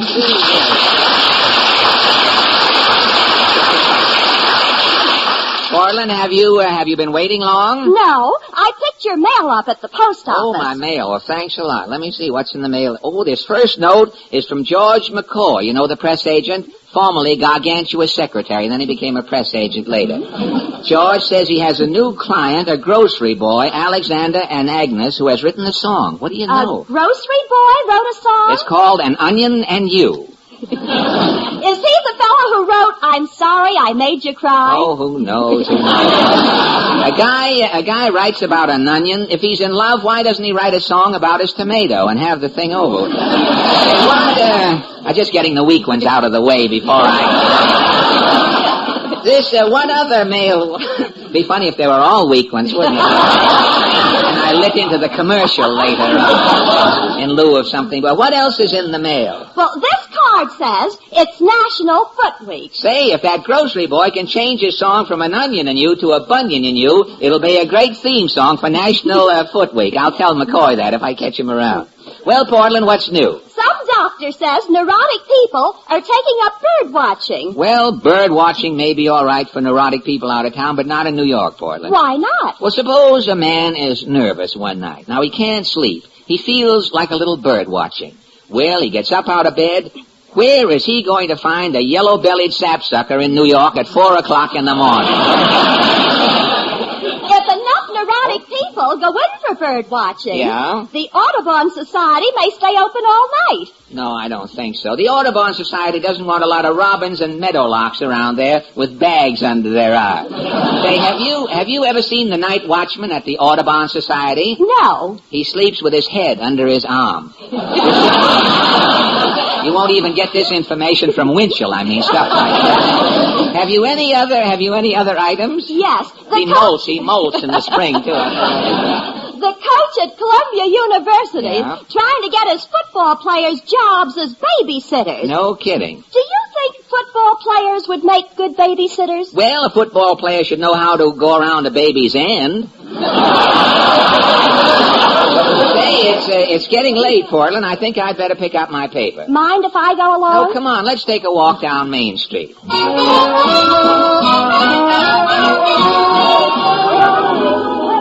does the paper say? Hey, look at this headline.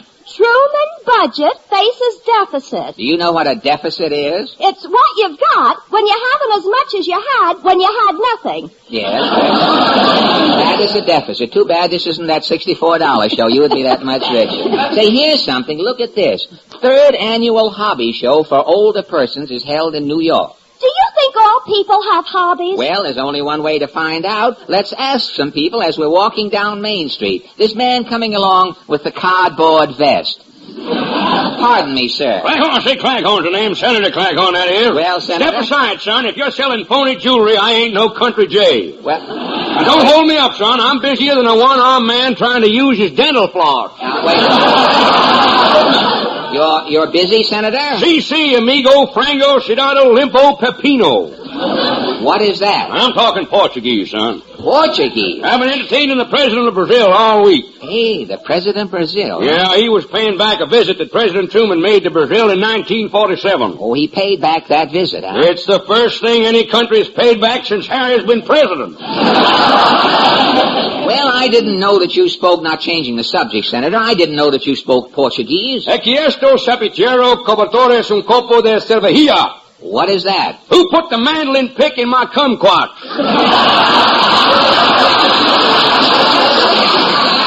Say. Son, you say that to a Portuguese, and the next day you'll be up before the UN. Well, do you greet all of the president's visitors, Senator? Well, most of them, son. Last week I was on the town with Grandma Moses. Yeah? Kicking it around with Grandma Moses, eh? Well, while she was in Washington, did Grandma Moses do any painting? Yeah, Harry had Grandma Moses out painting the back of the new White House. Oh, really? Well, Senator, about our question now tonight. Do you think people should have hobbies? Well, son, at a certain age, a hobby is like a cane. Man has got to have one. Really? I used to have a hobby. Well, what was your hobby, Senator? I was always inventing. Inventing, eh? I had one old model I was working on for 30 years. And what became of that old model, Senator? The last I heard, she was back working for Minsky.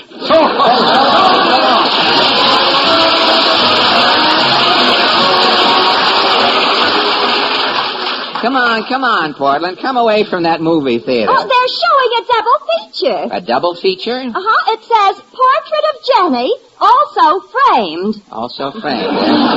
I'll laugh at it a little later, Portland. I'm chewing gum right now. I wouldn't want to take it out just for that. Look who's crossing the street. Who? Titus Moody. Oh, hi, Mr. Moody.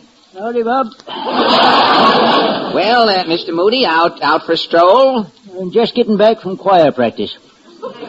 Oh, I didn't know you sang in the choir. When I was a baby, folks said I had the voice of a whippoorwill. A whippoorwill? I'd lay back in the cradle and trill. Yes. The next thing I'd know, the cat would have me out on the floor.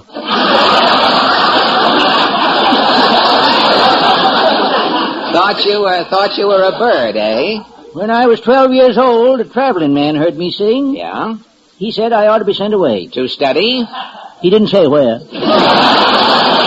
And now you say you sing with the choir. Emergency alto. Oh, emergency alto.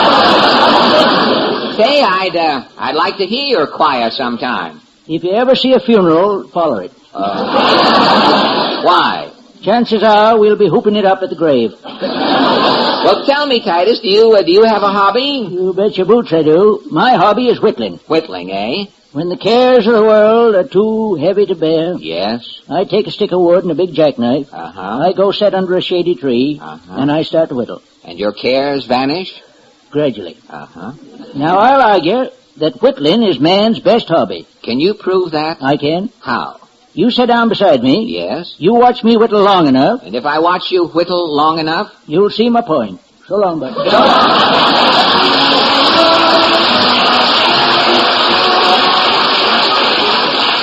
Come on, don't stop there, Portland. That's only a newspaper office. There's a headline. Amnesia victim found. Oh, somebody's always finding an amnesia victim. Mama lost her memory once. Well, didn't losing her memory bother her? Mama didn't even miss it. Oh, fine. Well, that helps a lot with amnesia if you don't miss it, your memory or your mind when it's gone. It's a big Look help. who just turned the corner. Mrs. Nussbaum, where are you going with that porthole and those water wings? I'm sailing. Sailing? A friend has given me 2 tickets. Tickets to where? South Pacific. South Pacific, that's a play. It's a show. Am I a silly Becky? I am thinking it is an ocean. An ocean? Well, I can see you don't know too much about the theater. Last year, giving a theater party to sing Oklahoma. Yes? I'm ending up with 10 friends on a slow train coming into Tulsa. Well, that's life. Everybody once sooner or later comes into Tulsa. Today, everybody has trouble. Yes, even on Main Street, there's a Cold War. A Cold War here on Main Street? 2 frozen food stores are cutting prices. Well, Mrs. Nussbaum, how do you feel about hobbies? Personally, me I'm having no hobby. Oh, you have none. Do any of your friends have hobbies? A cousin, Sugar Ginsburg. Sugar Ginsburg? Sugar, on account of her hobby, is always having to buy fur coats. Fur coats? Mm-hmm. A silver-plated fox. Yes. A stimulated raccoon. Stimulated raccoon, yes. An eager beaver. Oh, that's very good. A pony coat with built-in harness. Well, she has quite a collection. Always during the winter, Sugar Ginsburg is wearing 7 fur coats. 7 fur coats? All winter. Also all summer. Wait a minute. If Sugar Ginsburg wears 7 fur coats all winter and all summer, what is her hobby? Perspiring.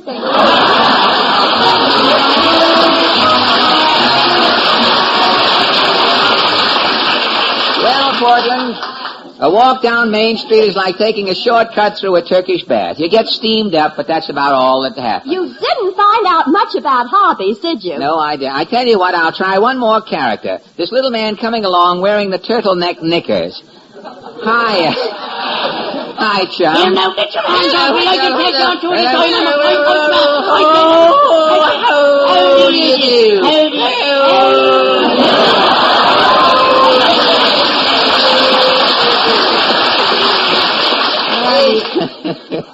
Ajax Cassidy. Ajax, your hand is all bandaged. Don't remind me. What?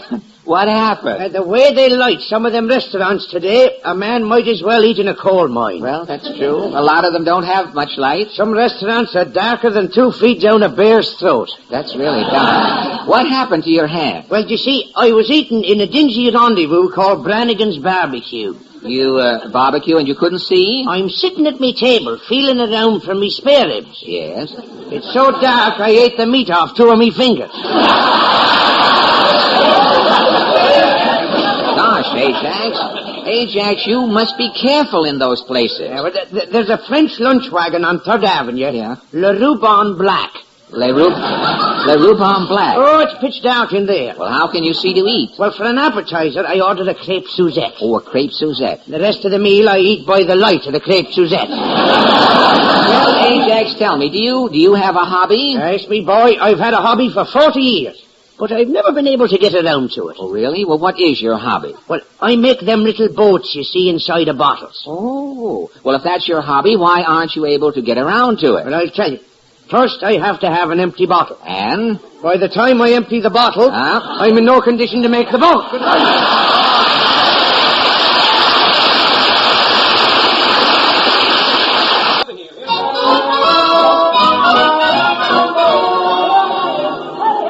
Say, it sure is nice out tonight, Portland, isn't it? There's a good humor man. I'll treat. No, thanks. He's all out of pistachio, and besides, I have to get home. I have to finish writing my program for next Sunday night. Your program isn't written? No, I tried to write it last night, but I had to give it up. What happened? Well, it's rather a long story, but if you want to hear it, I'll go into it. I was in my apartment working on the program, trying to think of jokes, and I was sitting at the typewriter.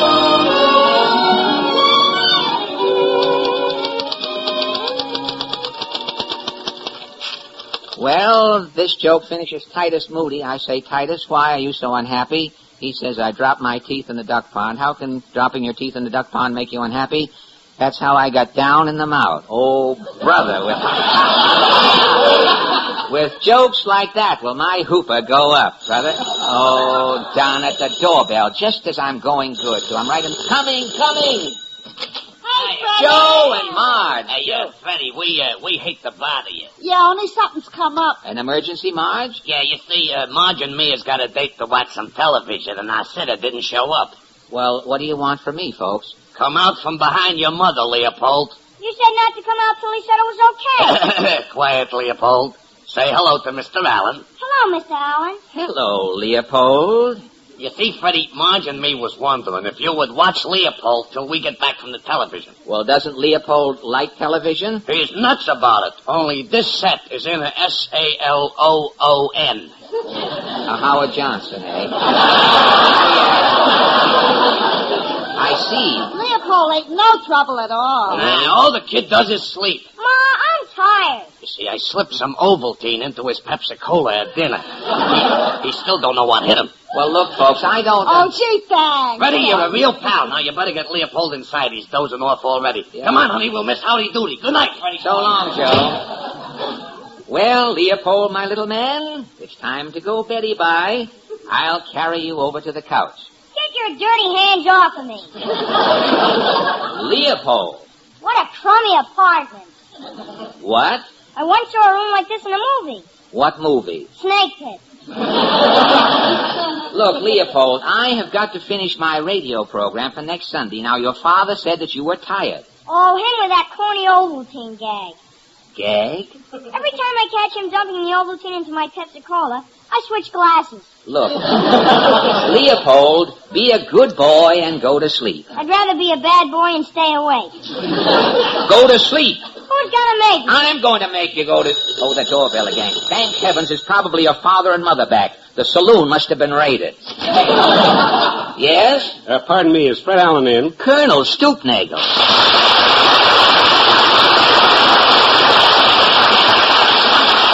Why, Colonel, I haven't seen you in ages. I know, Fred. For the last 4 years, I've been going from door to door, working my way through college.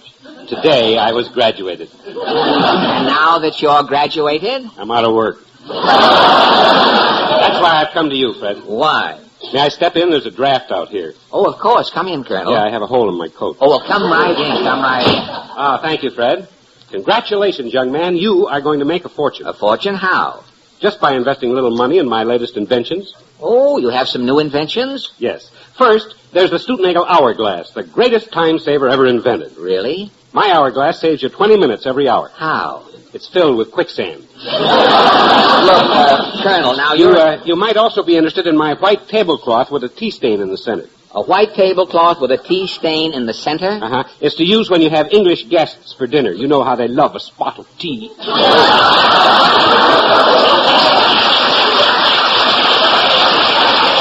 Look, Colonel. What about my new perforated sticks of bubble gum? Perforated bubble gum? Uh-huh. Kids can blow their heads off. All their bubbles will have slow leaks. Well, now, look, Colonel. I also have a thing that looks like an umbrella but isn't, for when it looks like rain but doesn't. Well, now, look. Colonel, I can't talk about the inventions now. I have to finish writing my program for Sunday, and also I'm babysitting. I've got a kid in here. I'm trying to put him to sleep. Fred, are you lucky I dropped in? Lucky? Putting kids to sleep is my specialty. Really? Where is this brat? Right over here on the couch. Leopold. Yeah? This is Colonel Stoopnagel. I don't care if he's General Eisenhower. I'm not going to sleep. Leopold, do you know who I am? You're that Stoopnagel on the radio. The guy that talks backwards. That's right, Sonny. I'm the fellow who langs the English twistage. Langs the English twistage? Yeah, that's twist the English language. Would you care to have me tell you a story in Spoonerism? How about Wink Van Ripple? Or Alatheva and the 40 Babs? Or a special little gem called Paul Revide's Rear? No, all those lorries are too strong. Or I could... What was that again? I said all those lorries are too strong. What a funny way you have of talking. I know a story I'll bet you'd like. The Hare and the Tortoise. Once upon a long time ago, a big Ray Grabbit was faking a lot of mun of a tazy old lortus because he always lubed so smoley. The rabbit made fun of the tortoise because he always moved so slowly. That's the way of saying it, yes. So the tortoise said, "Now, mate a winnet, my fine feathered friend. I can fun so much raster than you that I'll inch you within a lead of your bite." I bet the rabbit just rasped and rasped. This kid is absolutely loose. So, in that case, rehied the player, inking his Y at a bandersty, let's sigh it and tree. That's, let's try it and see. So they finally decided to hire a fly socks to goot off the shun to write the stays. And, of course, a big grad college. A big crowd gathered. That's what I said. And there were chowed leers as the two constartants tested. But soon the hare was so high fed that he thought it was high time to rake a test. He wanted to take a rest. He did? Oh, yeah. So he day quietly loun on the croft ghoul sass and snarted into store. Almost said that right. But the old toll slortus kept odding and odding plan and finally geeched the roll. The tortoise won the race? But the cries of the knelling yowd woke the heaping slayer, and he suddenly slashed on, gossing the crow line several linnets mater. Is that the end, Colonel? Huh? Is that the end, Colonel? Yes, Leopold. And what does this story teach us? That turtles can run faster than rabbits, and it's a dirty fib. And if you believe it, all I can say is you're a jig Bert. Well, Hey, Jed, thanks. That's mighty nice. Hey, wait a minute. What's a jig Bert? Good guy, Colonel. So Fred Long.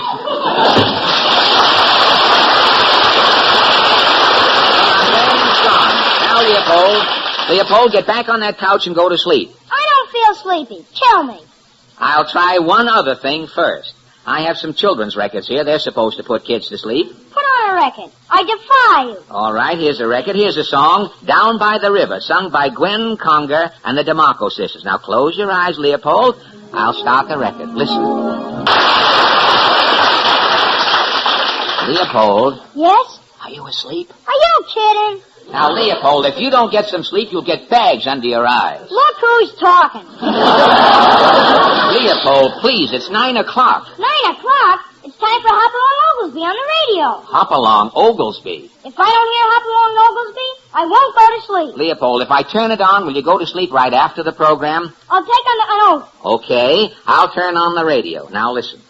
Good evening, kiddies. Are you all snug in your beds? Have Daddy and Mummy tucked you in for the night? Are you drifting off to dreamland? Well, get up. It's time for Hopalong Oglesby.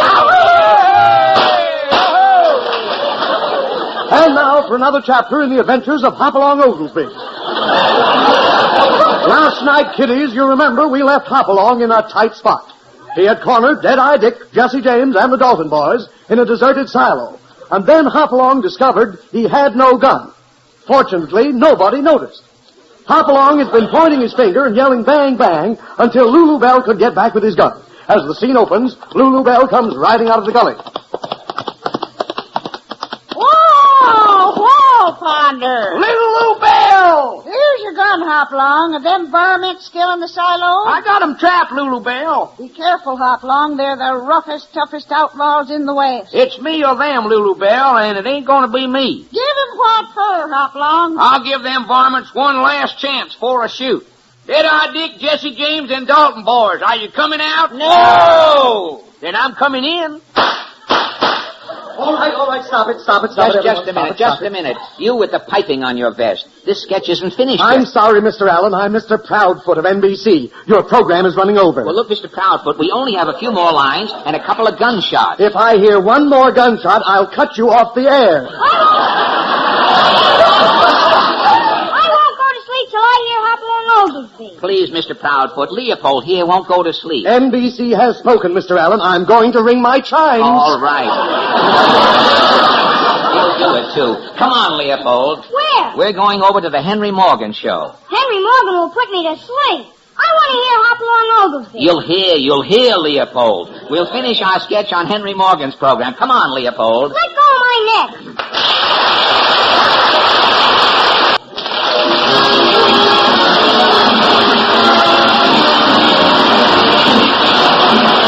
The Fred Allen Show.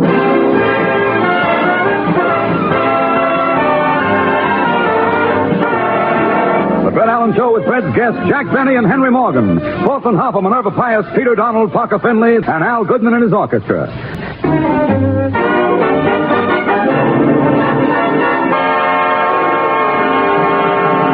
Well, it's Sunday night again, and here comes Fred Allen in his new Ford to keep his weekly date at the corner of Main Street. As Fred steps out of his Ford, he hears a voice say, Mr. Allen. Portland.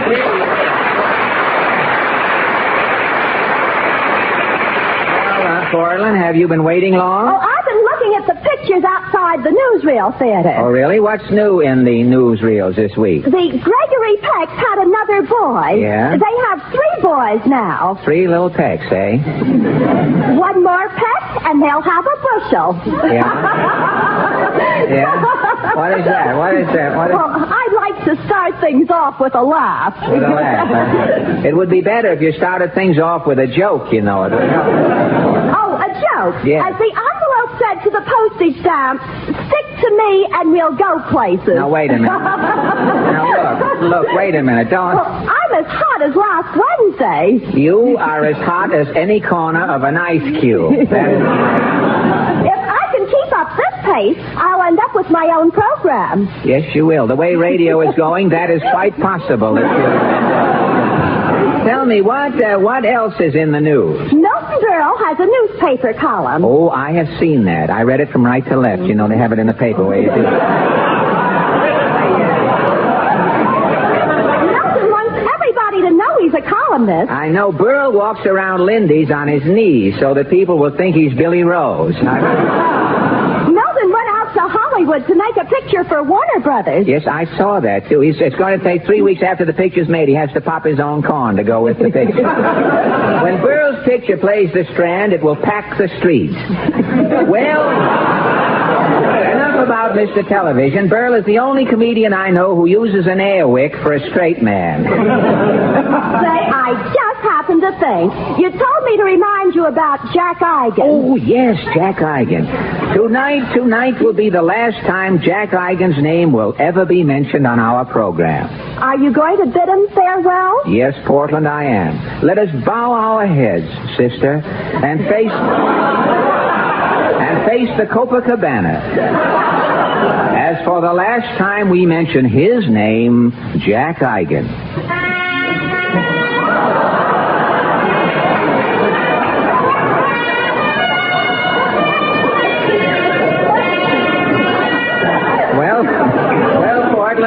There's nothing more to say. I think I'll pick up my paper. May I come along? Sure, let's take a walk down Main Street.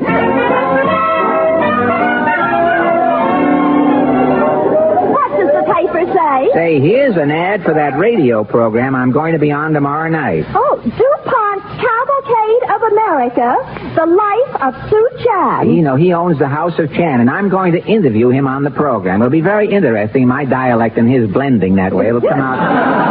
Say, here's an item. Look at this. As the first day of summer arrived this past week, millions of Americans started planning their vacations. Do you think most people really plan their vacations? Who knows? Let's ask some people as we're walking down Main Street. This man coming along with the live frogs on his smoking jacket. Pardon me, sir. Claghorn's the name, Senator Claghorn, that is. Well, Senator... If you're telling fortunes, move along, son. You don't look like no gypsy to me. Don't hold me up, son. I'm busier than a man with St. Vitus dance trying to put on his long underwear. You're busy? Yeah, I'm heading a committee in Washington to track down them 5%ers. Oh, the 5%ers. Have you trapped any of those 5%ers, Senator? Well, I got my eye on one little wassup. Yeah? He's got a second-hand hearing device. He's still pretty deep. And he's a 5%er? Yeah, the Navy ordered 200 boats. 200 boats. This little deep scissor bill thought to said goats. You mean the Navy ended up with 200 goats? With them goats loose in the Navy, son, today it ain't safe to be a rear admiral.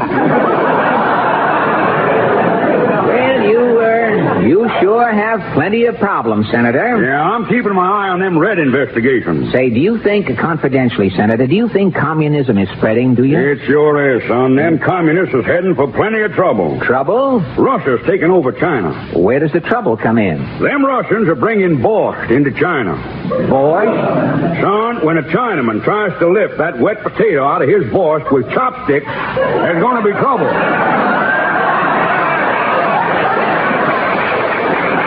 Senator, do you think most people plan their vacations? Americans have been planning the same vacations for generations. Really? Everybody in America finally gets to Europe. Finally gets to Europe, eh? Every year, our civilians go over there for pleasure. Every year? And every 20 years, our army goes over there on business. Come on.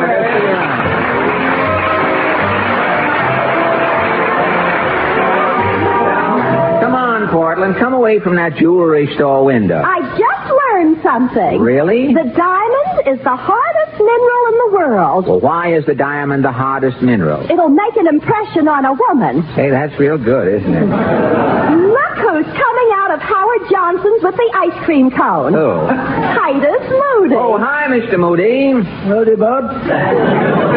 Mr. Moody? Mr. Moody, do you think most people plan their summer vacations?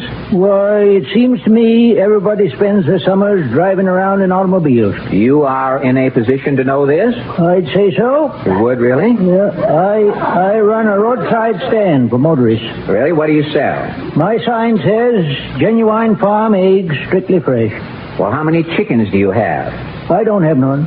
Well, With no chickens, how can you run an egg business? Every morning I buy a lot of eggs at the A&P supermarket. At the A&P? I set the eggs out on my roadside stand in nests. I see. Then I dress up as a rube. You dress up as a rube, eh? Yeah. I put on a big straw hat. Yeah? Tie a red bandana around my neck. Stick a straw in my mouth. Then I go down by the road and I lean on a long rake. Well, what happens when a motorist drives up to your stand? Why, I start yelling, well, I swan, by heck, and other rustic expressions. So, the motorist, he thinks he's dealing with a country jay, a pea picker. A pea picker, hey? He says, how about it, Zeke? Are them eggs fresh? Yeah. And with that, Miss Moody, she's under the counter meditating. She starts clucking. She's clucking. And the motorist buys the eggs? I ain't missed a sale in 20 years. Well, how many eggs do you sell? Well, I can only sell 60 eggs an hour. Well, why only 60 eggs an hour? There's one born every minute. So long, Bert.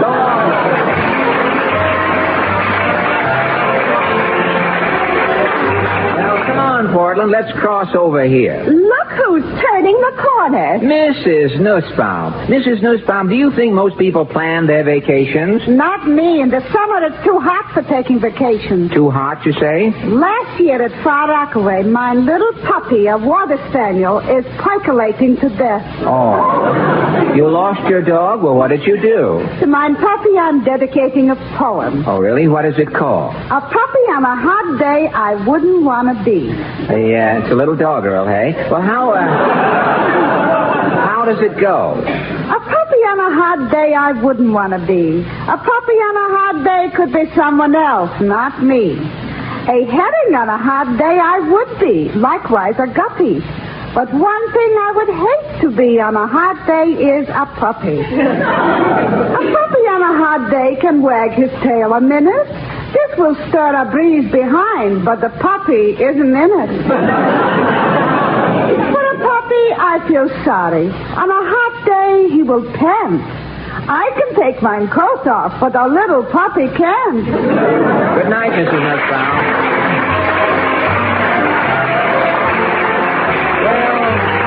Well, Portland, walking down Main Street is like reading a dull book. It's good to come to the end. You haven't found out anything about people planning their vacations, have you? Well, I tell you, I'll try one more passerby. This little man coming along with the horseshoe crab for a tie pin. Hi, chum.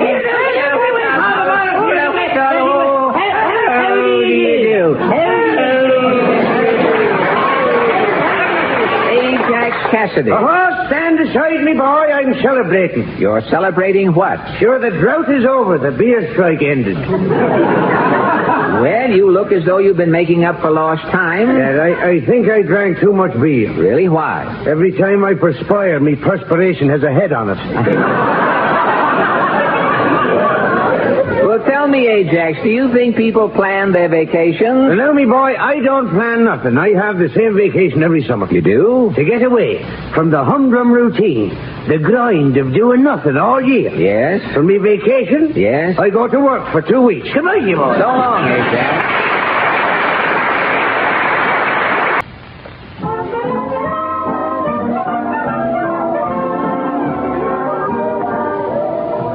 It sure is hot out tonight, Portland. I think I'll stop in the drugstore and get a frozen frosted. A frozen frosted. Ought to go good now. Well, I'll see you later then. Good night. Good night, Portland.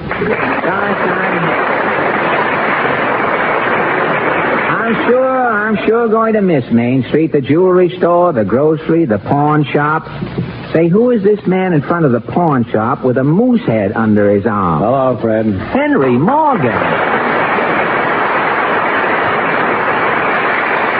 Henry, you in front of a pawn shop? Fred, when I'm working, I'm in front of the cigar store. Well, I know. When I'm not working, I'm in front of the pawn shop. I got a hospice moose head. Hop, but Henry, you've been working all winter. I know I have, Fred, and I appreciate it. And Henry, I just read that you're going back on the air replacing Duffy's Tavern. Yeah, but that doesn't start until July 6th. But Henry, what did you do with all you worked all winter? What did you do with all your money? Well, I got tired sitting around on the bare floor of the apartment, so I bought a rug and some furniture on the installment plan. I see. First week I was out of work. To make the payments on the furniture, I had to borrow $300 from a loan company. Uh-huh. Now I owe the loan company, so I have to pawn the moose head. Well, Henry, confidentially, that is a pretty mangy-looking moose head you have there. Fred, please. If it weren't for this moose head, I wouldn't be alive, out of work, and owing $300 today. You mean the moose saved your life? Yes, Fred, it did. Last winter, I went hunting up in Canada. Yeah? Got lost in the woods for 12 days. I had nothing to eat. Gosh. I was sitting by the edge of a lake, watching myself slowly starve to death, when this moose peeked out from behind a tree. You saw the moose, did you? I did. I picked up my rifle. Yes? I was just about to pull the trigger when the moose looked at me with those big brown eyes.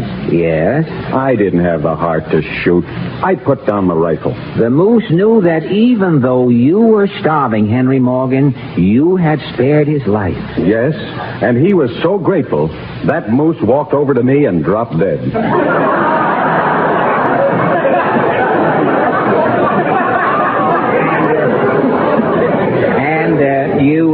You ate the moose? I tried to eat him, Fred, but I couldn't look into those big brown eyes. No? So I went around where the moose couldn't see me. And you ate your fill? Took me 3 days. And when you finished? Well, there was nothing left but the moose head. Fred, this moose head is my dearest friend. In fact, it's my only friend. Well, Henry, if this moose head means so much to you, why pawn it? Well, Fred, I gotta raise $300. $300? If I don't pay the Mohawk Loan Company by 4 o'clock, I'll lose my furniture. Well, who owns this Mohawk Loan Company? I don't know who the chiseler is, Fred. Yeah? But he wants his $300 by 4 o'clock today. This morning in the mail, I got a postcard showing a man sitting in the electric chair. Underneath, it said, "Don't let this happen to you. Pay your loan to Mohawk." Henry, you have got to get $300. But where? I think I know where, Henry. Follow me.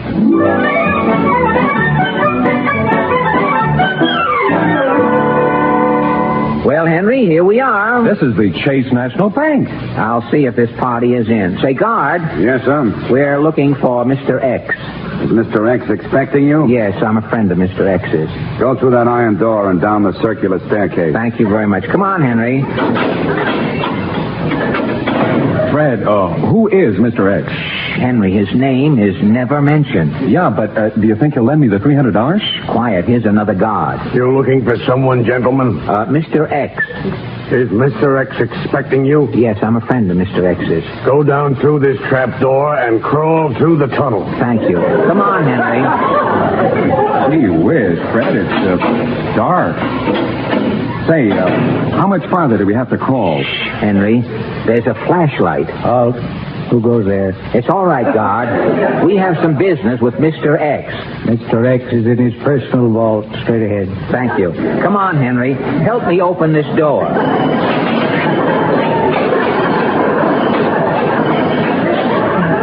Gee whiz. Fred, look at the money in this vault. It's stacked up to the ceiling. I think Mr. X is coming. Hello, Fred. Mr. X, Fred, this is Jack Benny.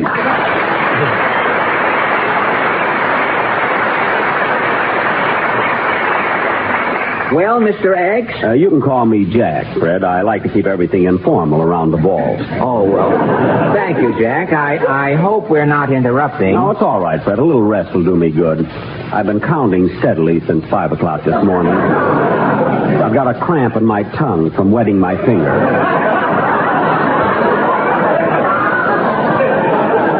Jack, meet a friend of mine. I'm Henry Morgan. Morgan?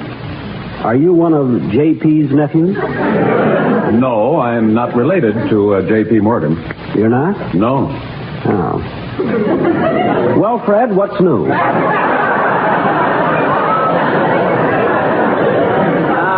Nothing much, Jack. How long are you going to be in town? Oh, I'll be here counting all summer. Oh, yeah. This is Mr. Benny's vacation, Henry. He always spends the summer in his vault here. Gee, don't you miss the outdoors, Mr. Benny? No, it's cool down here, and it's so nice and green.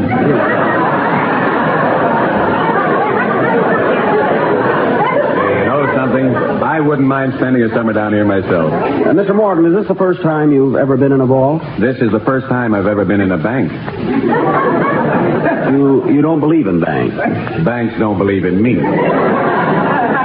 Jack, why don't you show Henry around your vault? I'll be glad to, but before we start, Mr. Morgan, I have to take a few precautions. Precautions? Yes. First, I'll have to examine the bottom of your shoes. For what? Chewing gum. See, last summer, Rudy Valley came in here with chewing gum on his shoes, and when he left, 20 $10 bills were missing, and Rudy was 4 inches taller. Henry, why don't you take off your shoes? All right, I think I will. Mr. Benny, you mind if I go through in my bare feet? No, not at all. I'll carry your shoes just in case. Oh, thank you. Now, before we start, Mr. Morgan, are you a student of money? Well, Henry knows what money is. But I haven't been exposed to it lately. Well, I generally give this talk with a pointer. Well, do the best you can. All right, I'll use one of my fingers. A long finger would be helpful. Now, Mr. Morgan, over here are my 5s, here are my 10s, here are my 20s, and this stack here is Confederate money. Jack, what are you doing saving Confederate money? Well, if the South ever comes back, brother, I'll be the John D. Rockefeller of Atlanta.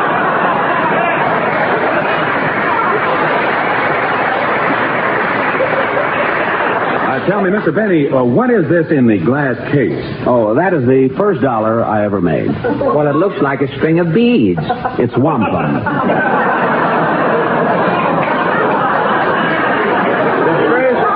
The first dollar you ever made was wampum? Yes. A nearsighted Indian passed through Waukegan when I was a boy. I sold him my mother's shawl for a blanket. Oh, I see. Jack, don't you ever think of anything else but money? If I ever do, I'll go right to a psychiatrist. Tell me, when did you first think of money, Mr. Benny? The day I was born, I was a bottle baby. I know, but a lot of babies were bottle babies. Well, I was the first baby that ever got a nickel back on the bottle.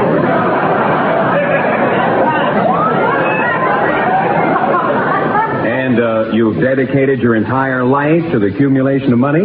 Yes, my boy, I have it. It's my fond hope that when I die, I'll go to Fort Knox. Jack, the reason I brought Henry over... Yeah, Mr. Benny, you see, by 4 o'clock. 4 o'clock? What time is it now? It's 3:45. The boys should be checking in. I wonder... Oh, that must be one of the boys now. Come in. Number 1 reporting, Mr. Benny. Okay, number 1. We had a big day, 4,682 nickels. Good. So long, Mr. Benny. So long, number 1. Say, Jack, what are all those nickels? I run my own turnstile in the subway. But nickels? If the city went to a dime, I'm cleaning up. Mr. Benny. Excuse me, Mr. Morgan. That's probably one of the other boys. Come in. Here you are, Mr. Benny. Oh, thanks, Mert. We had a big day today, 7,600 nickels. Good. So long, Mr. Benny. So long, Mert.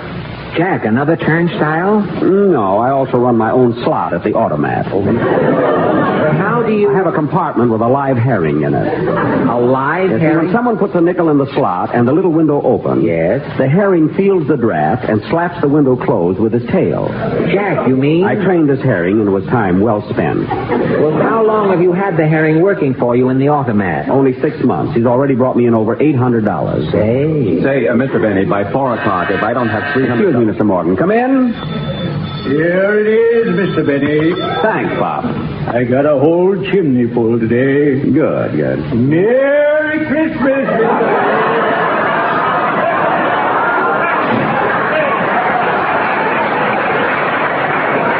Merry Christmas, Pop. Say, Jack, what is that Santa Claus doing in here? Why, he works for me, Fred. A Santa Claus working in June? It's for people who do their Christmas shopping very early. Mr. Benny, the reason that I'm here... Yes, Jack, look, Henry has to borrow $300 by 4 o'clock, or some shyster with a loan company will take his furniture and his moose head. Yes, Mr. Benny, see, we thought that maybe you would... $300. I'm a good risk, Mr. Benny. I've been working all winter. Yes. You worked all winter and you're broke? I'm flatter than something that's been stepped on. Mr. Morgan, this is rather a personal question, but what do you do with your money? I spend it. I see your problem already. How do you spend your money? Well, after a hard day's work, I generally go into a bar for a cocktail. Yes? I buy drinks for everybody, and then we go to dinner. We? After buying a few drinks, I suddenly acquire a crowd of friends. And you buy everybody dinner? Well, if I bring guests in to eat, I have to pick up the check, don't I? I've heard of it.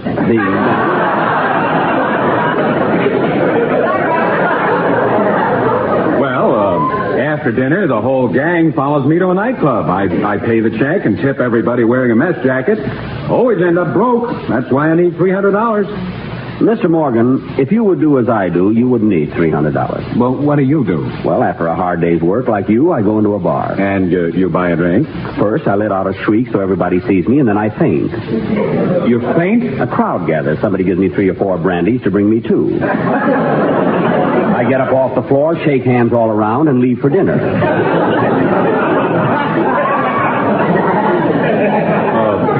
Do you eat alone, Mr. Benny? No, I usually find a group of friends at a table, and I sit with them. Who pays for the dinner? Well, all during the meal, I keep feeling my pad of butter. You keep feeling your butter? Yes. When it comes time to pay, I reach for the check. While my hand is slipping around, somebody else picks it up.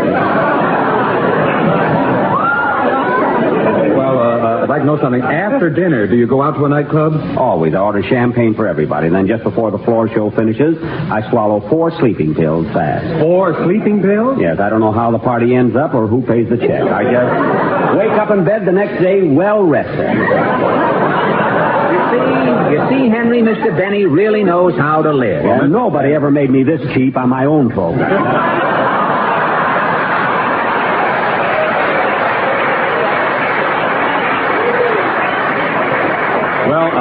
Mr. Benny, I'll certainly follow your advice. There's just one more thing. Yes, Mr. Morgan. Can you let me have $300? Yes, Jack. Henry has to have $300 by 4 o'clock. 4 o'clock? Why, it's 5 after 4 now. Excuse me, that's the phone. I'll answer it in the booth.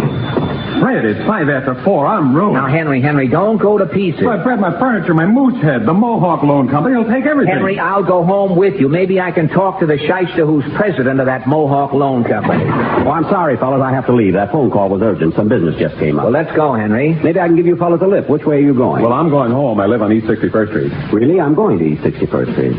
I live at 331. Now, that's a coincidence. I'm going to 331. Then you must be coming to my house. I don't know. I have to pick up some furniture and a moose head. Jack Steady. Besides running a turnstile in the subway, a slot in the I also happen to be the shyster who's president of the Mohawk Loan Company.